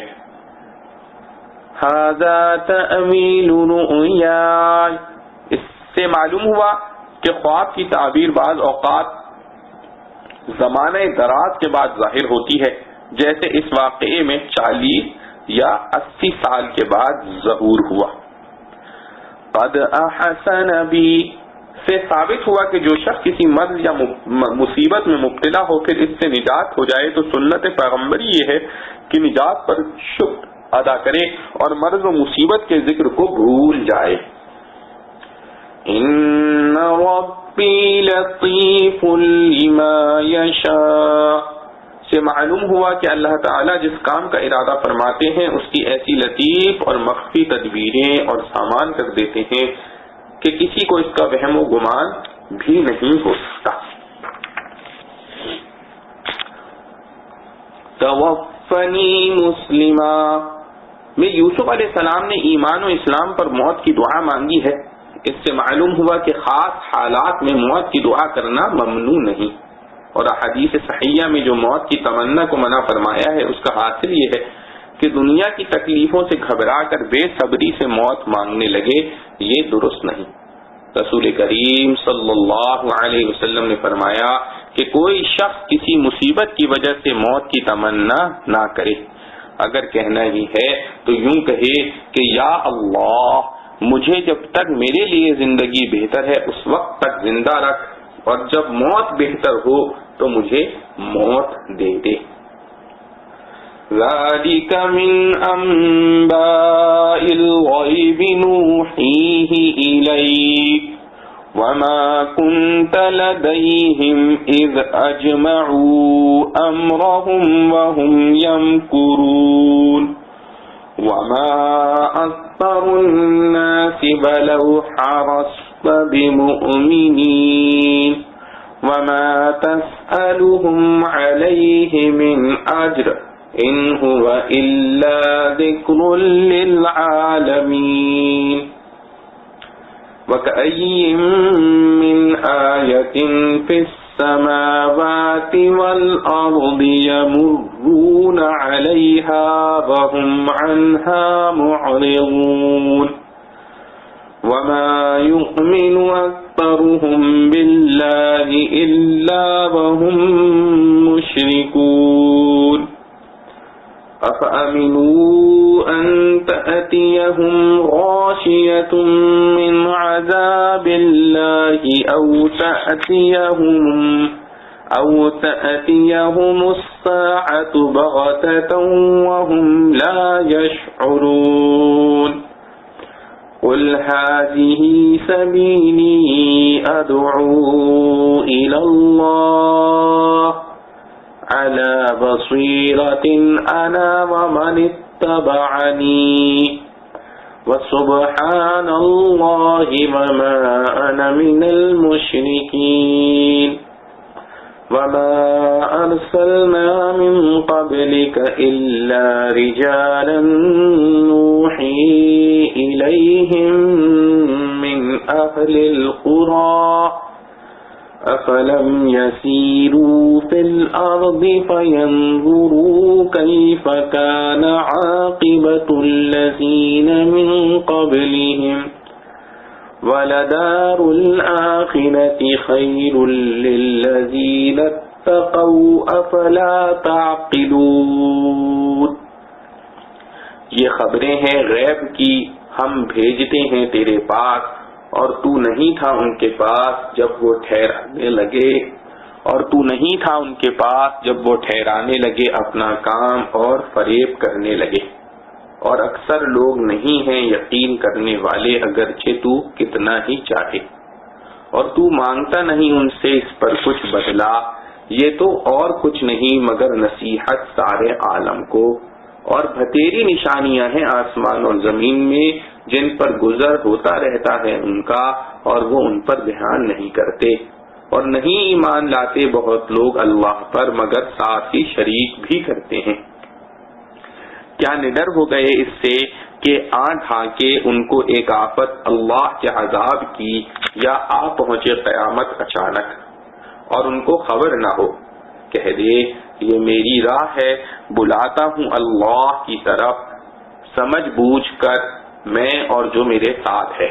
اور اللہ تعالیٰ پاک ہے اور میں نہیں شریک بنانے والوں میں، اور جتنے بھیجے ہم نے تجھ سے پہلے وہ سب مرد ہی تھے کہ وہی بھیجتے تھے ہم ان کو بستیوں کے رہنے والے،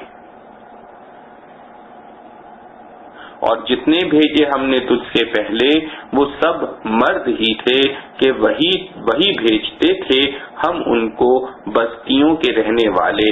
سو کیا ان لوگوں نے نہیں سیر کی ملک کی کہ دیکھ لیتے کیسا ہوا انجام ان لوگوں کا جو ان سے پہلے تھے، اور آخرت کا گھر تو بہتر ہے پرہیز کرنے والوں کو، کیا اب بھی نہیں سمجھتے؟ خلاصہ تفسیر، یہ قصہ جو اوپر بیان کیا گیا آپ کے اعتبار سے غیب کی خبروں میں سے ہے، کیونکہ آپ کے پاس کوئی ظاہری ذریعہ اس کے جاننے کا نہیں تھا، صرف ہم ہی وحی کے ذریعے سے آپ کو یہ قصہ بتلاتے ہیں، اور یہ ظاہر ہے کہ آپ ان برادران یوسف علیہ السلام کے پاس اس وقت موجود نہ تھے جبکہ انہوں نے اپنا ارادہ یوسف علیہ السلام کو کنویں میں ڈالنے کا پختہ کر لیا تھا، اور وہ اس کے متعلق تدبیریں کر رہے تھے کہ آپ صلی اللہ علیہ وسلم سے یوں کہیں کہ ان کو یوں لے جائیں وغیرہ ذالک، اور اس طرح یہ امر یقینی ہے کہ آپ نے کسی سے یہ قصہ سنایا بھی نہیں، بس یہ صاف دلیل ہے نبوت کی اور صاحب وحی ہونے کی۔ اور باوجود نبوت پر دلائل قائم ہونے کے اکثر لوگ ایمان نہیں لاتے۔ وہ آپ کا کیسا ہی جی چاہتا ہو، اور ان کے ایمان نہ لانے سے آپ صلی اللہ علیہ وسلم کا تو کوئی نقصان ہی نہیں، کیونکہ آپ صلی اللہ علیہ وسلم ان سے اس قرآن پر کچھ معاوضہ تو چاہتے نہیں، جس میں یہ احتمال ہو کہ اگر یہ قرآن کو قبول نہ کریں گے تو آپ صلی اللہ علیہ وسلم کا معاوضہ فوت ہو جائے گا۔ یہ قرآن تو صرف تمام جہاں والوں کے لیے ایک نصیحت ہے، جو نہ مانے گا اسی کا نقصان ہوگا۔ اور جیسے یہ لوگ منکر نبوت ہیں، اسی طرح باوجود دلائل کے منکر توحید بھی ہیں۔ چنانچہ بہت سی نشانیاں ہیں کہ توحید پر دلالت کرنے والی آسمانوں میں جیسا کواکب وغیرہ اور زمین میں جیسے عناصر و عنصریات جن پر ان کا گزر ہوتا رہتا ہے، یعنی ان کا مشاہدہ کرتے رہتے ہیں اور وہ ان کی طرف ذرا توجہ نہیں کرتے، یعنی ان سے استدلال نہیں کرتے۔ اور اکثر لوگ جو خدا کو مانتے ہیں تو اس طرح کے شرک بھی کرتے جاتے ہیں۔ بس بدون توحید خدا کا ماننا مثل نہ ماننے کے ہے۔ بس یہ لوگ اللہ کے ساتھ بھی کفر کرتے ہیں اور نبوت کے ساتھ بھی کفر کرتے ہیں۔ سو کیا اللہ و رسول کے منکر ہو کر پھر بھی اس بات سے مطمئن ہوئے بیٹھے ہیں کہ ان پر خدا کے عذاب کی کوئی ایسی آفت آ پڑے جو ان کو محیط ہو جائے، یا ان پر اچانک قیامت آ جائے اور ان کو پہلے سے خبر بھی نہ ہو؟ مطلب یہ ہے کہ مقتضائے کفر کا عقوبت ہے، خواہ دنیا میں نازل ہو جائے یا قیامت کے دن واقع ہو رہے۔ ان کو ڈرنا اور کفر کو چھوڑ دینا چاہیے۔ آپ صلی اللہ علیہ وسلم فرما دیجئے کہ میں خدا کی طرف اس طور پر بلاتا ہوں کہ میں توحید کی اور اپنے داعی من اللہ ہونے کی دلیل پر قائم ہوں، میں بھی اور میرے ساتھ والے بھی، یعنی میرے پاس بھی دلیل ہے توحید و رسالت کی، اور میرے ساتھ والے بھی استدلال کے ساتھ مجھ پر ایمان لائے ہیں۔ میں بے دلیل بات کی طرف کسی کو نہیں بلاتا، دلیل سنو اور سمجھو۔ بس حاصل طریق یہ ہوا کہ خدا واحد ہے اور میں داعی ہوں، اور اللہ شرک سے پاک ہے، اور میں اس طریق کو قبول کرتا ہوں اور مشرکین میں سے نہیں ہوں۔ اور یہ جو نبوت پر شبہ کرتے ہیں کہ نبی فرشتہ ہونا چاہیے، محض محمل بات ہے، کیونکہ ہم نے آپ صلی اللہ علیہ وسلم سے پہلے مختلف بستی والوں میں سے جتنے رسول بھیجے سب آدمی ہی تھے جن کے پاس ہم وحی بھیجتے تھے، کوئی بھی فرشتہ نہ تھا جنہوں نے ان کو نہ مانا۔ اور ایسے ہی محمل شبہات کرتے رہے، ان کو سزائیں دی گئیں، اسی طرح ان کو بھی سزا ہوگی، خواہ دنیا میں خواہ آخرت میں۔ اور یہ لوگ جو بے فکر ہیں، تو کیا یہ لوگ ملک میں کہیں چلے پھرے نہیں کہ اپنی آنکھوں سے دیکھ لیتے کہ ان لوگوں کا کیسا برا انجام ہوا جو ان سے پہلے کافر ہو گزرے؟ اور یاد رکھو کہ جس دنیا کی محبت میں مدہوش ہو کر تم نے کفر اختیار کیا ہے، یہ دنیا فانی اور ہیج ہے۔ البتہ عالم آخرت ان لوگوں کے لیے نہایت بہبودی کی چیز ہے جو شرک وغیرہ سے احتیاط رکھتے ہیں اور توحید و اطاعت اختیار کرتے ہیں۔ تو کیا تم اتنا بھی نہیں سمجھتے کہ فانی اور بے حقیقت چیز اچھی ہے یا باقی اور پائیدار؟ معارف و مسائل۔ ان آیات میں حضرت یوسف علیہ السلام کا قصہ پورا بیان فرمانے کے بعد پہلے نبی کریم صلی اللہ علیہ وسلم کو خطاب ہے، ذالک من انباء الغیب نوحیہ الیک، یعنی یہ قصہ غیب کی ان خبروں میں سے ہے جو ہم نے بذریعہ وحی آپ صلی اللہ علیہ وسلم کو بتلایا ہے۔ آپ صلی اللہ علیہ وسلم برادران یوسف علیہ السلام کے پاس موجود نہ تھے، جبکہ وہ یوسف علیہ السلام کو کنویں میں ڈالنا طے کر چکے تھے اور اس کے لیے تدبیریں کر رہے تھے۔ اس اظہار کا مقصد یہ ہے کہ یوسف علیہ السلام کے اس قصے کو پوری تفصیل کے ساتھ صحیح بیان کر دینا آپ صلی اللہ علیہ وسلم کی نبوت اور وحی کی واضح دلیل ہے، کیونکہ یہ قصہ آپ صلی اللہ علیہ وسلم کے زمانے سے ہزاروں سال پہلے کا ہے، نہ آپ صلی اللہ علیہ وسلم وہاں موجود تھے کہ دیکھ کر بیان فرما دیا ہو، اور نہ آپ صلی اللہ علیہ وسلم نے کہیں کسی سے تعلیم حاصل کی کہ کتب تاریخ دیکھ کر یا کسی سے سن کر بیان فرما دیا ہو، اس لیے بجز وحی الہی ہونے کے اور کوئی راستہ اس کے علم کا نہیں۔ قرآن کریم نے اس جگہ صرف اتنی بات پر اکتفا فرمایا ہے کہ آپ وہاں موجود نہ تھے۔ کسی دوسرے شخص یا کتاب سے اس کا علم حاصل نہ ہونے کا ذکر اس لیے ضروری نہیں سمجھا کہ پورا عرب جانتا تھا کہ رسول کریم صلی اللہ علیہ وسلم امی ہیں۔ آپ صلی اللہ علیہ وسلم نے کسی سے لکھنا پڑھنا نہیں سیکھا، اور یہ بھی سب کو معلوم تھا کہ آپ صلی اللہ علیہ وسلم کی پوری عمر مکہ معظمہ میں گزری ہے۔ ملک شام کا ایک سفر تو اپنے چچا ابو طالب کے ساتھ کیا تھا، جس میں راستے ہی سے واپس تشریف لے آئے۔ دوسرا سفر تجارت کے لیے کیا، چند ایام میں کام کر کے واپس تشریف لے آئے۔ اس سفر میں بھی کسی عالم سے ملاقات یا کسی علمی ادارے سے تعلق کا کوئی شائبہ نہیں تھا، اس لیے اس جگہ اس کے ذکر کرنے کی ضرورت نہ سمجھی گئی۔ اور قرآن کریم میں دوسری جگہ اس کا بھی ذکر فرما دیا ہے، ما كنت تعلمها انت ولا قومك من قبل هذا، یعنی نزول قرآن سے پہلے ان واقعات کو نہ آپ صلی اللہ علیہ وسلم جانتے تھے اور نہ آپ صلی اللہ علیہ وسلم کی قوم۔ امام بغوی رحمۃ اللہ علیہ نے فرمایا کہ یہود اور قریش نے مل کر آزمائش کے لیے رسول اللہ صلی اللہ علیہ وسلم سے یہ سوال کیا تھا کہ اگر آپ صلی اللہ علیہ وسلم اپنے دعوی نبوت میں سچے ہیں تو یوسف علیہ السلام کا واقعہ بتلائیے کہ کیا اور کس طرح ہوا۔ جب آپ صلی اللہ علیہ وسلم نے بوحی الہی یہ سب بتلا دیا اور وہ پھر بھی اپنے کفر و انکار پر جمے رہے تو رسول اللہ صلی اللہ علیہ وسلم کو صدمہ پہنچا۔ اس پر اگلی آیت میں فرمایا گیا کہ آپ صلی اللہ علیہ وسلم کی نبوت و رسالت کے دلائل واضح ہونے کے باوجود بہت سے لوگ ایمان لانے والے نہیں۔ آپ صلی اللہ علیہ وسلم کتنی ہی کوشش کریں، مطلب یہ ہے کہ آپ صلی اللہ علیہ وسلم کا کام تبلیغ اور اصلاح کی کوشش ہے۔ اس کا کامیاب بنانا نہ آپ صلی اللہ تعالی علیہ وسلم کے اختیار میں ہے، نہ آپ صلی اللہ علیہ وسلم کے ذمہ ہے، نہ آپ صلی اللہ علیہ وسلم کو اس کا کوئی رنج ہونا چاہیے۔ اس کے بعد فرمایا وَمَا تَسْأَلُهُمْ عَلَيْهِ مِنْ أَجْرٍ إِنْ هُوَ إِلَّا ذِكْرٌ لِلْعَالَمِينَ، یعنی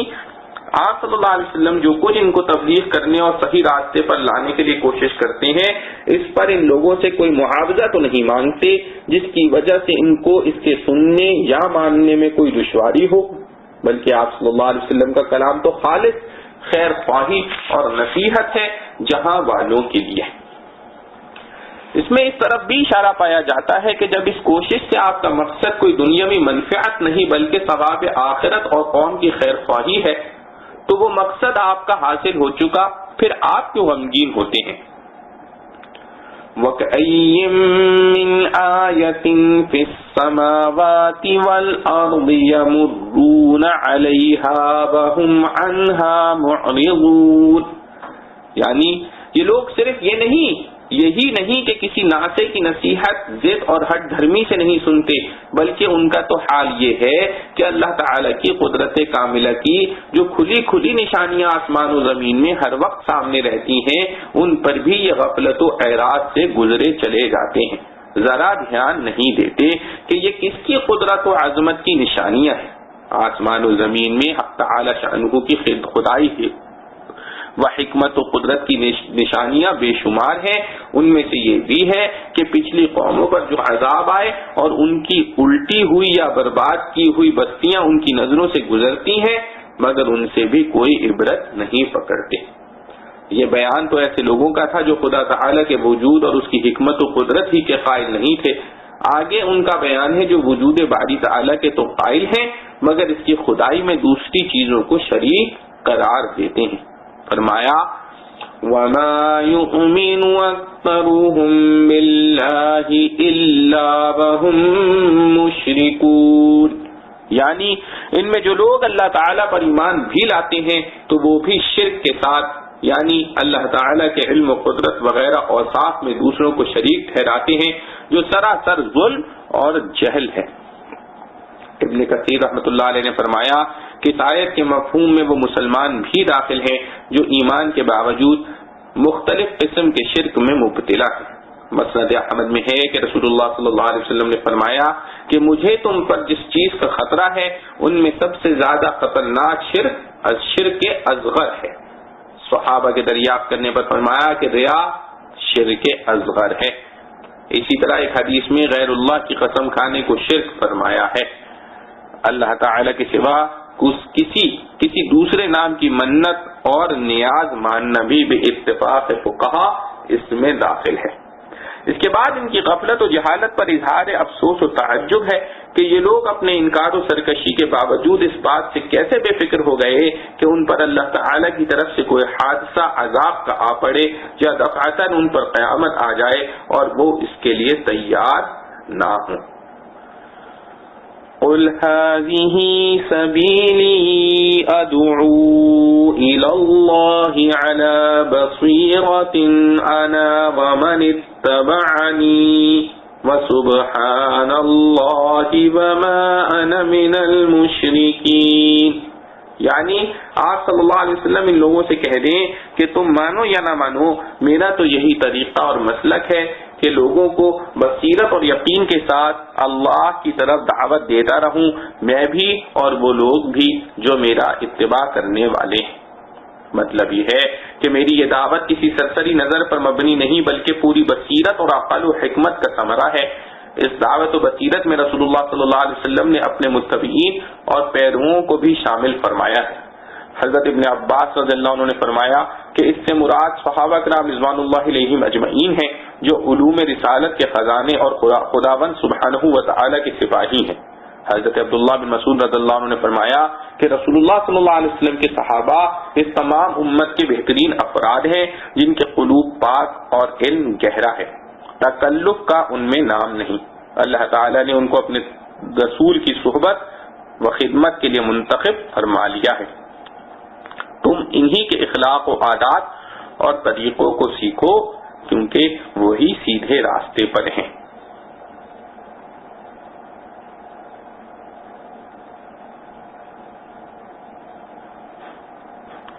اور یہ بھی معنی ہو سکتے ہیں کہ من اتبعنی عام ہو ہر اس شخص کے لیے جو قیامت تک دعوت رسول صلی اللہ علیہ وسلم کو امت تک پہنچانے کی خدمت میں مشغول۔ کلبی اور ابن زید نے فرمایا کہ اس آیت سے یہ بھی معلوم ہوا کہ جو شخص رسول اللہ صلی اللہ علیہ وسلم کی اتباع کا دعویٰ کرے اس پر لازم ہے کہ آپ صلی اللہ علیہ وسلم کی دعوت کو لوگوں میں پھیلائے اور قرآن کی تعلیم کو عام کرے۔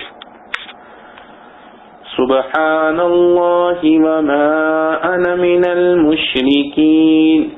یعنی شرک سے پاک ہے اللہ اور میں شرک کرنے والوں میں سے نہیں۔ اوپر چونکہ یہ ذکر آیا تھا کہ اکثر لوگ جب اللہ پر ایمان بھی لاتے ہیں تو اس کے ساتھ شرک جلی یا خفی ملا دیتے ہیں، اس لیے شرک سے اپنی بالکل برات کا اعلان فرمایا۔ خلاصہ یہ ہے کہ میری دعوت کا یہ مطلب نہیں کہ میں لوگوں کو اپنا بندہ بناؤں، بلکہ میں خود بھی اللہ کا بندہ ہوں اور لوگوں کو بھی اسی کی بندگی کی طرف دعوت دیتا ہوں۔ البتہ بحیثیت داعی مجھ پر ایمان لانا فرض ہے۔ اس پر جو مشرکین مکہ یہ شبہ پیش کیا کرتے تھے کہ اللہ تعالیٰ کا رسول اور قاصد تو انسان نہیں بلکہ فرشتہ ہونا چاہیے، اس کا جواب اگلی آیت میں اس طرح فرمایا وَمَا أَرْسَلْنَا مِن قَبْلِكَ إِلَّا رِجَالًا نُوحِي إِلَيْهِم مِّنْ أَهْلِ الْقُرَى، یعنی ان کا یہ خیال بے بنیاد اور لغو ہے کہ اللہ کا رسول اور پیغمبر فرشتہ ہونا چاہیے، انسان نہیں ہو سکتا، بلکہ معاملہ برعکس ہے کہ انسانوں کے لیے اللہ کا رسول ہمیشہ انسان ہی ہوتا چلا آیا ہے، البتہ عام انسانوں سے اس کو یہ امتیاز حاصل ہوتا ہے کہ اس کی طرف براہ راست حق تعالی کی وحی اور پیغام آتا ہے اور وہ کسی کی سعی و عمل کا نتیجہ نہیں ہوتا۔ اللہ تعالیٰ خود ہی اپنے بندوں میں سے جس کو مناسب سمجھتے ہیں اس کام کے لیے انتخاب فرما لیتے ہیں، اور یہ انتخاب ایسی خاص صفات کمال کی بنا پر ہوتا ہے جو عام انسانوں کہ جو عام انسانوں میں نہیں ہوتی۔ آگے ان لوگوں کو تنبیہ ہے جو اللہ تعالی کی طرف داعی اور رسول کی ہدایات کی خلاف ورزی کر کے عذاب الہی کو دعوت دیتے ہیں۔ فرمایا افلم يسيروا في الارض فينظروا كيف كان عاقبة الذين من قبلهم ولدار الآخرة خير للذين اتقوا افلا تعقلون، یعنی کیا یہ لوگ زمین میں چلتے پھرتے نہیں کہ ان کو پچھلی قوموں کے حالات کا مشاہدہ ہو کہ رسولوں کے انکار نے ان کو کس انجام بد میں مبتلا کیا، مگر یہ لوگ دنیا کی ظاہری زینت و راحت میں مست ہو کر آخرت کو بھلا بیٹھے ہیں، حالانکہ پرہیزگاروں کے لیے آخرت اس دنیا سے کہیں زیادہ بہتر ہے۔ کیا ان لوگوں کو اتنی بھی عقل نہیں کہ دنیا کی چند روزہ راحت کو آخرت کی دائمی اور مکمل نعمتوں اور راحتوں پر ترجیح دیتے ہیں؟ احکام و ہدایات۔ اخبار غیب اور علم غیب میں فرق۔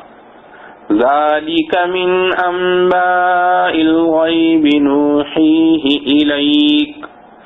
یہ سب کچھ غیب کی خبروں میں سے ہے جو ہم آپ صلی اللہ علیہ وسلم کو وحی کے ذریعے بتلاتے ہیں۔ یہی مضمون تقریباً انہی الفاظ کے ساتھ سورہ آل عمران آیت 44 میں حضرت مریم علیہ السلام کے قصے میں آیا ہے۔ ذالک من انباء الغیب نوحیہ الیک،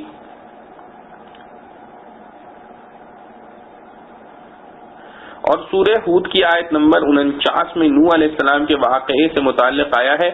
تلک من انباء الغیب نوحیہا الیک۔ ان آیتوں سے ایک بات تو یہ معلوم ہوئی کہ حق تعالیٰ اپنے انبیاء علیہ السلام کو بہت سی غیب کی خبروں پر بذریعہ وحی مطلع کر دیتے ہیں، خصوصاً ہمارے رسول سید الرسول صلی اللہ تعالی علیہ وسلم کو ان غیب کی خبروں کا خاص حصہ فرمایا ہے، خاص حصہ عطا فرمایا ہے جو تمام انبیاء سابقین سے زیادہ ہے۔ یہی وجہ ہے کہ حضرت صلی اللہ علیہ وسلم نے امت کو قیامت تک ہونے والے بہت سے واقعات کا تفصیل یا اجمال سے بتا دیا ہے۔ کتب حدیث میں کتاب الفتن کی تمام حدیثیں اس سے بھری ہوئی ہیں۔ عوام الناس چونکہ علم غیب صرف اسی کو جانتے ہیں کہ کوئی شخص غیب کی خبروں سے کسی طرح واقف ہو جائے، اور یہ بس رسول کریم صلی اللہ علیہ وسلم میں بدرجہ اتم موجود ہے، اس لیے خیال کرتے ہیں کہ رسول کریم صلی اللہ علیہ وسلم عالم الغیب تھے، مگر قرآن کریم نے صاف لفظوں میں اعلان فرما دیا ہے لا يعلم من في السماوات والارض الغیب الا اللہ، جس سے معلوم ہوتا ہے کہ عالم الغیب سوائے خدا تعالی کے اور کوئی نہیں ہو سکتا۔ علم غیب اللہ جل شانہ کی صفت خاصہ ہے، اس میں کسی رسول یا فرشتے کو شریک سمجھنا ان کو اللہ کی برابر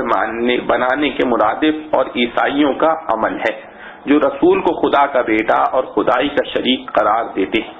قرآن کریم کی مذکورہ آیتوں سے معاملے کی پوری حقیقت واضح ہو گئی کہ علم غیب تو صرف اللہ تعالی کی صفت خاصہ ہے اور عالم الغیب صرف اللہ جل شانہ ہی ہیں۔ البتہ غیب کی بہت سی خبریں اللہ تعالیٰ اپنے رسولوں کو بذریعہ وحی بتلا دیتے ہیں، یہ قرآن کریم کی اصطلاح میں علم غیب نہیں کہلاتا، اور عوام چونکہ اس باریک فرق کو نہیں سمجھتے تو غیب کی خبروں ہی کو علم غیب کہہ دیتے ہیں، اور جب قرآنی اصطلاح کے مطابق غیر اللہ سے علم غیب کی نفی کا ذکر کیا جاتا ہے تو اس سے اختلاف کرنے لگتے ہیں، جس کی حقیقت اس سے زیادہ نہیں کہ اختلاف خلق از نام او از افتاد چوب معنی رفت آرام و افتاد۔ وما ارسلنا من قبلك الا رجالا نوحی الیہم من اہل القرى،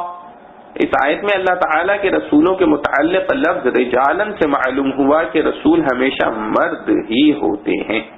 عورت نبی یا رسول نہیں ہو سکتی۔ امام ابن کثیر نے جمہور علماء کا یہی قول نقل کیا ہے کہ اللہ تعالیٰ نے کسی عورت کو نبی یا رسول نہیں بنایا۔ بعض علماء نے چند عورتوں کے متعلق نبی ہونے کا اقرار کیا ہے. مثلا حضرت ابراہیم علیہ السلام کی بیوی سارہ رضی اللہ عنہا اور حضرت موسیٰ علیہ السلام کی والدہ اور حضرت مریم ام عیسیٰ علیہ السلام، کیونکہ ان تینوں خواتین کے بارے میں قرآن کریم میں ایسے الفاظ موجود ہیں جن سے سمجھا جاتا ہے کہ بحکم خداوندی فرشتوں نے ان سے کلام کیا اور بشارت سنائی یا خود ان کو وحی الہی سے کوئی بات معلوم ہوئی. مگر جمہور علماء کے نزدیک ان آیتوں سے ان تینوں خواتین کی بزرگی اور اللہ تعالی کے نزدیک ان کا بڑا درجہ ہونا تو ثابت ہوتا ہے، مگر وہ فرماتے ہیں کہ صرف یہ الفاظ ان کی نبوت اور رسالت کے ثبوت کے لیے کافی نہیں. اور اسی آیت میں لفظ اہل القریٰ سے معلوم ہوا کہ اللہ تعالیٰ اپنے رسول عموماً شہروں اور قصبوں کے رہنے والوں میں سے بھیجتے ہیں، دیہات اور جنگل کے باشندوں میں سے رسول نہیں ہوتے، کیونکہ عموماً دیہات اور جنگل کے باشندے سخت مزاج اور عقل و فہم میں کامل نہیں ہوتے. حتى إذا استيأس الرسل وظنوا أنهم قد كذبوا جاءهم نصرنا فنجي من نشاء ولا يرد بأسنا عن القوم المجرمين. لقد كان في قصصهم عبرة لأولي الألباب ما كان حديثا يفترى ولكن تصديق الذي بين يديه وتفصيل كل شيء وهدى ورحمة لقوم يؤمنون. یہاں تک کہ جب نا امید ہونے لگے رسول اور خیال کرنے لگے کہ ان سے جھوٹ کہا گیا تھا، پہنچی ان کو ہماری مدد، پھر بچا دیا جن کو ہم نے چاہا. اور پھرتا نہیں عذاب ہمارا قوم گناہگار سے، البتہ ان کے احوال سے اپنا حال قیاس کرنا ہے عقل والوں کو. کچھ بنائی ہوئی بات نہیں، لیکن موافق ہے اس کلام کے جو اس سے پہلے ہے، اور بیان ہر چیز کا، اور ہدایت اور رحمت ان لوگوں کو جو ایمان لاتے ہیں. خلاصہ تفسیر: اگر تم کو کفار پر تاخیر عذاب سے شبہ عدم وقوع کا ہوتا ہو تو تمہاری غلطی ہے، اس لیے کہ پچھلی امتوں کے کفار کو بھی بڑی بڑی مہلتیں دی گئی تھیں، یہاں تک کہ مدت مہلت دراز ہونے کی وجہ سے پیغمبر اس بات سے مایوس ہو گئے کہ ہم نے اللہ کی طرف سے کفار پر عذاب آنے کے وعدے کا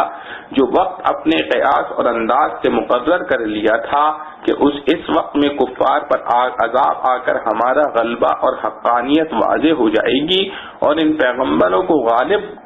گمان غالب ہو گیا کہ وعدہ الہیہ کا وقت مقرر کرنے میں ہمارے فہم نے غلطی کی کہ بلا تنسیس محض قرائن یا نصرت الہیہ کے جلد آنے کی خواہش سے قریب کا وقت معین کر لیا، حالانکہ وعدہ مطلق ہے. ایسی مایوسی کی حالت میں ان کو ہماری مدد پہنچی. وہ مدد یہ کہ کفار پر عذاب آیا، پھر اس عذاب سے ہم نے جس کو چاہا وہ بچا لیا گیا. مراد اس سے مومنین ہیں، اور اس عذاب میں کفار ہلاک کیے گئے، کیونکہ ہمارا عذاب مجرم لوگوں سے نہیں ہٹتا بلکہ ان پر ضرور واقع ہوتا ہے، گو بدیر صحیح. پس یہ کفار مکہ بھی اس دھوکے میں نہ رہیں. ان انبیاء و امم سابقین کے قصے میں سمجھدار لوگوں کے لیے بڑی عبرت ہے جو اس سے عبرت حاصل کرتے ہیں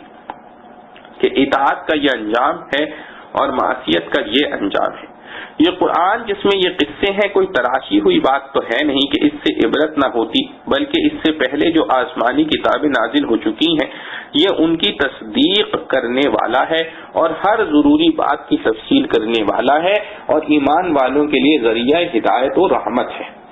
بس ایسی کتاب میں جو مضامین عبرت کے ہوں گے ان سے تو عبرت حاصل کرنا لازم ہی ہے. معارف و مسائل. پچھلی آیتوں میں انبیاء علیہ السلام کے بھیجنے اور دعوت حق دینے کا ذکر اور انبیاء علیہ السلام کے متعلق کچھ شبہات کا جواب دیا گیا تھا۔ آیات مذکورہ میں سے پہلی آیت میں اس پر تنبیہ ہے کہ یہ لوگ انبیاء علیہ السلام کی مخالفت کے انجام بد پر نظر نہیں کرتے۔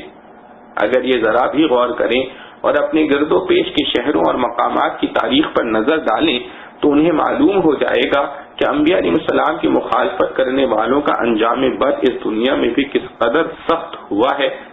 قوم لوط علیہ السلام کی بستی الٹ دی گئی، قوم عاد و ثمود کو طرح طرح کے عذابوں سے نیست و نابود کر دیا گیا، اور آخرت کا عذاب اس سے زیادہ سخت ہے۔ دوسری آیت میں ہدایت کی گئی کہ دنیا کی تکلیف و راحت تو بہرحال چند روزہ ہے، اصل فکر آخرت کی ہونی چاہیے جہاں کا قیام دائمی اور رنج یا راحت بھی دائمی ہے، اور فرما دیا کہ آخرت کی درستی تقوی پر موقوف ہے جس کے معنی تمام احکام شریعہ کی پابندی کرنا ہے۔ اس آیت میں پچھلے رسولوں اور ان کی امتوں کے حالات سے موجودہ لوگوں کو متنبہ کرنا تھا، اس لیے اگلی آیت میں ان کے ایک شبے کو دور کیا گیا، وہ یہ کہ اکثر لوگ رسول کریم صلی اللہ علیہ وسلم کے عذاب الہی سے ڈرانے کا ذکر عرصے سے سن رہے تھے اور کوئی عذاب آتا نظر نہیں آتا تھا۔ اس سے ان کی ہمتیں بڑھ رہی تھیں کہ کوئی عذاب آتا ہوتا تو اب تک آ چکا ہوتا۔ اس لیے فرمایا کہ اللہ جل شانہ اپنی رحمت اور حکمت بالغہ سے بسا اوقات مجرم قوموں کو مہلت دیتے رہتے ہیں، اور یہ مہلت بعض اوقات بڑی طویل بھی ہو جاتی ہے، جس کی وجہ سے سرکشوں کی جرأت بڑھ جاتی ہے اور پیغمبروں کو ایک گونا پریشانی پیش آتی ہے۔ ارشاد فرمایا إِذَا اسْتَيْأَسَ الرُّسُلُ وَظَنُّوا أَنَّهُمْ قَدْ كُذِبُوا جَاءَهُمْ نَصْرُنَا فَنُجِّيَ مَن نَّشَاءُ وَلَا يُرَدُّ بَأْسُنَا عَنِ الْقَوْمِ الْمُجْرِمِينَ۔ یعنی پچھلی امتوں کے نافرمانوں کو بڑی بڑی مہلتیں دی گئیں،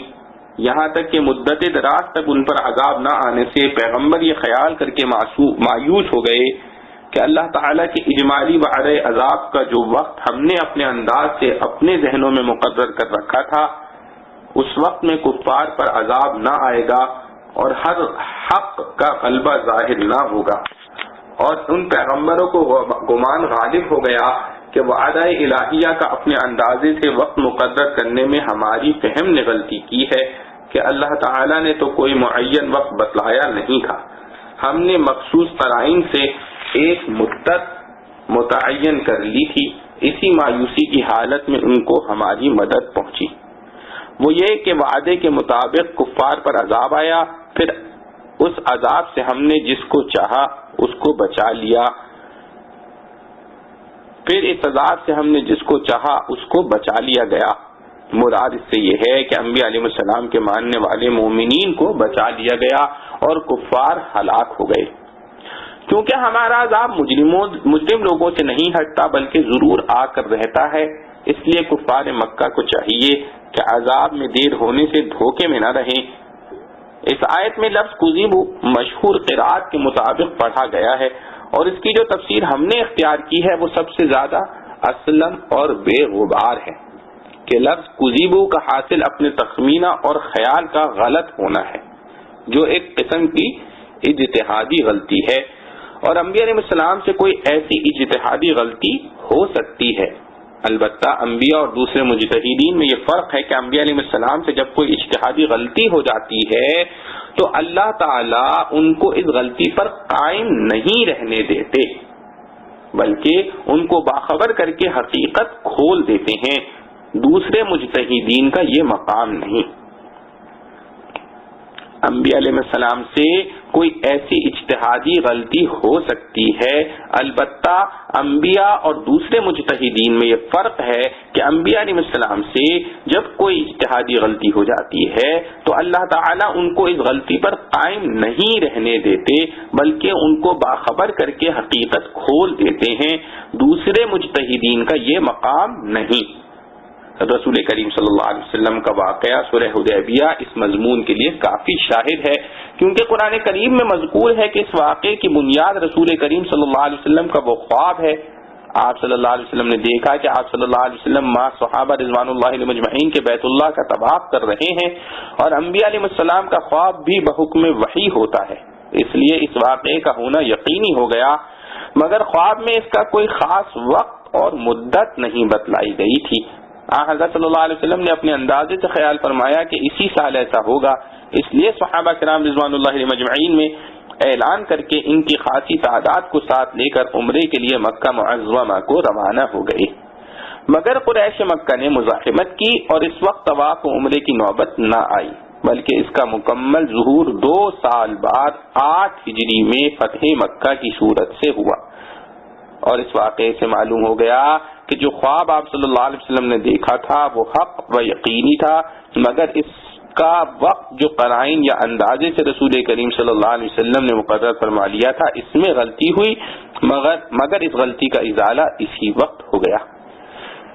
اسی طرح آیت مذکورہ میں قد کذبوا کا بھی یہی مفہوم ہے کہ کفار پر عذاب آنے میں دیر ہوئی، اور جو وقت اندازے سے انبیاء علیہ السلام نے اپنے ذہن میں مقرر کیا تھا اس وقت عذاب نہ آیا تو ان کو یہ گمان ہوا کہ ہم نے وقت متعین کرنے میں غلطی کی ہے۔ یہ تفسیر حضرت عبداللہ ابن عباس رضی اللہ عنہ سے منقول ہے، اور علامہ طیبی نے کہا کہ یہ روایت صحیح ہے کیونکہ صحیح بخاری میں ذکر کی گئی ہے۔ اور بعض قرأتوں میں یہ لفظ زال کی تشدید کے ساتھ قد کذبوا بھی آیا ہے جو مصدر تکذیب سے مشتق ہے۔ اس صورت میں معنی یہ ہوں گے کہ انبیاء علیہ السلام نے جو اندازے سے وقت عذاب مقرر کر دیا تھا اس وقت پر عذاب نہ آنے سے ان کو یہ خطرہ ہو گیا کہ اب جو مسلمان ہیں وہ بھی ہماری تکذیب نہ کرنے لگیں، کہ جو کچھ ہم نے کہا تھا وہ پورا نہیں ہوا۔ ایسی حالت میں اللہ تعالی نے اپنا وعدہ پورا کر دکھایا، منکروں پر عذاب آ پڑا اور مومنین کو اس سے نجات ملی، اس طرح ان کا غلبہ ظاہر ہو گیا۔ لقد كان في قصصهم عبرة لأولي الألباب، یعنی ان حضرات کے قصوں میں عقل والوں کے لیے بڑی عبرت ہے۔ اس سے مراد تمام انبیاء علیہ السلام کے قصے جو قرآن کریم میں مذکور ہیں وہ بھی ہو سکتے ہیں، اور خاص حضرت یوسف علیہ السلام کا قصہ جو اس سورہ میں بیان ہوا ہے وہ بھی، کیونکہ اس واقعے میں یہ بات پوری طرح روشن ہو کر سامنے آ گئی کہ اللہ تعالیٰ کے فرما بردار بندوں کی کس طرح سے تائید و نصرت ہوتی ہے، کہ کنویں سے نکال کر ایک سخت سلطنت پر اور بدنامی سے نکال کر نیک نامی کے انتہا پر پہنچا دیے جاتے ہیں، اور مکر و فریب کرنے والوں کا انجام ذلت و رسوائی ہوتا ہے۔ ما كان حديثا يفترى ولكن تصديق الذي بين يديه، یعنی نہیں ہے یہ قصہ کوئی گھڑی ہوئی بات بلکہ تصدیق ہے ان کتابوں کی جو اس سے پہلے نازل ہو چکی ہیں، کیونکہ تورات و انجیل میں بھی یہ قصہ یوسف علیہ السلام کا مذکور ہے، اور حضرت وہب بن منبع فرماتے ہیں کہ جتنی آسمانی کتابیں اور صحیفے نازل ہوئے ہیں یوسف علیہ السلام کے قصے سے کوئی خالی نہیں۔ فَبَتَفْصِيلَ كُلِّ شَيْءٍ وَهُدًى وَرَحْمَةً لِقَوْمٍ يُؤْمِنُونَ، یعنی یہ قرآن تفصیل ہے ہر چیز کی، مراد یہ ہے کہ قرآن کریم میں ہر اس چیز کی تفصیل موجود ہے جس کی دین میں انسان کو ضرورت ہے، عبادات، معاملات، اخلاق، معاشرت، حکومت، سیاست وغیرہ انسانی زندگی کے ہر انفرادی یا اجتماعی حال سے متعلق احکام و ہدایات اس میں موجود ہیں، اور فرمایا کہ یہ قرآن ہدایت اور رحمت ہے ایمان والوں کے لیے۔ اس میں ایمان لانے والوں کی تخصیص اس لیے کی گئی کہ اس کا نفع ایمان والوں ہی کو پہنچ سکتا ہے، کافروں کے لیے بھی اگرچہ قرآن رحمت اور ہدایت ہی ہے مگر ان کی اپنی بدعملی اور نافرمانی کے سبب یہ رحمت و ہدایت ان کے لیے وبال بن گئی۔ شیخ ابو منصور نے فرمایا کہ پوری سورہ یوسف اور اس میں درج شدہ قصہ یوسف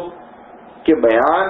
رسول کریم صلی اللہ علیہ وسلم کو تسلی دینا مقصود ہے کہ آپ صلی اللہ علیہ وسلم کو جو کچھ ایذائیں اپنی قوم کے ہاتھوں پہنچ رہی ہیں پچھلے انبیاء علیہ السلام کو بھی پہنچتی رہیں، مگر انجام کار اللہ تعالی نے اپنے پیغمبروں کو غالب فرمایا. آپ صلی اللہ تعالی علیہ وسلم کا معاملہ بھی ایسا ہی ہونے والا ہے.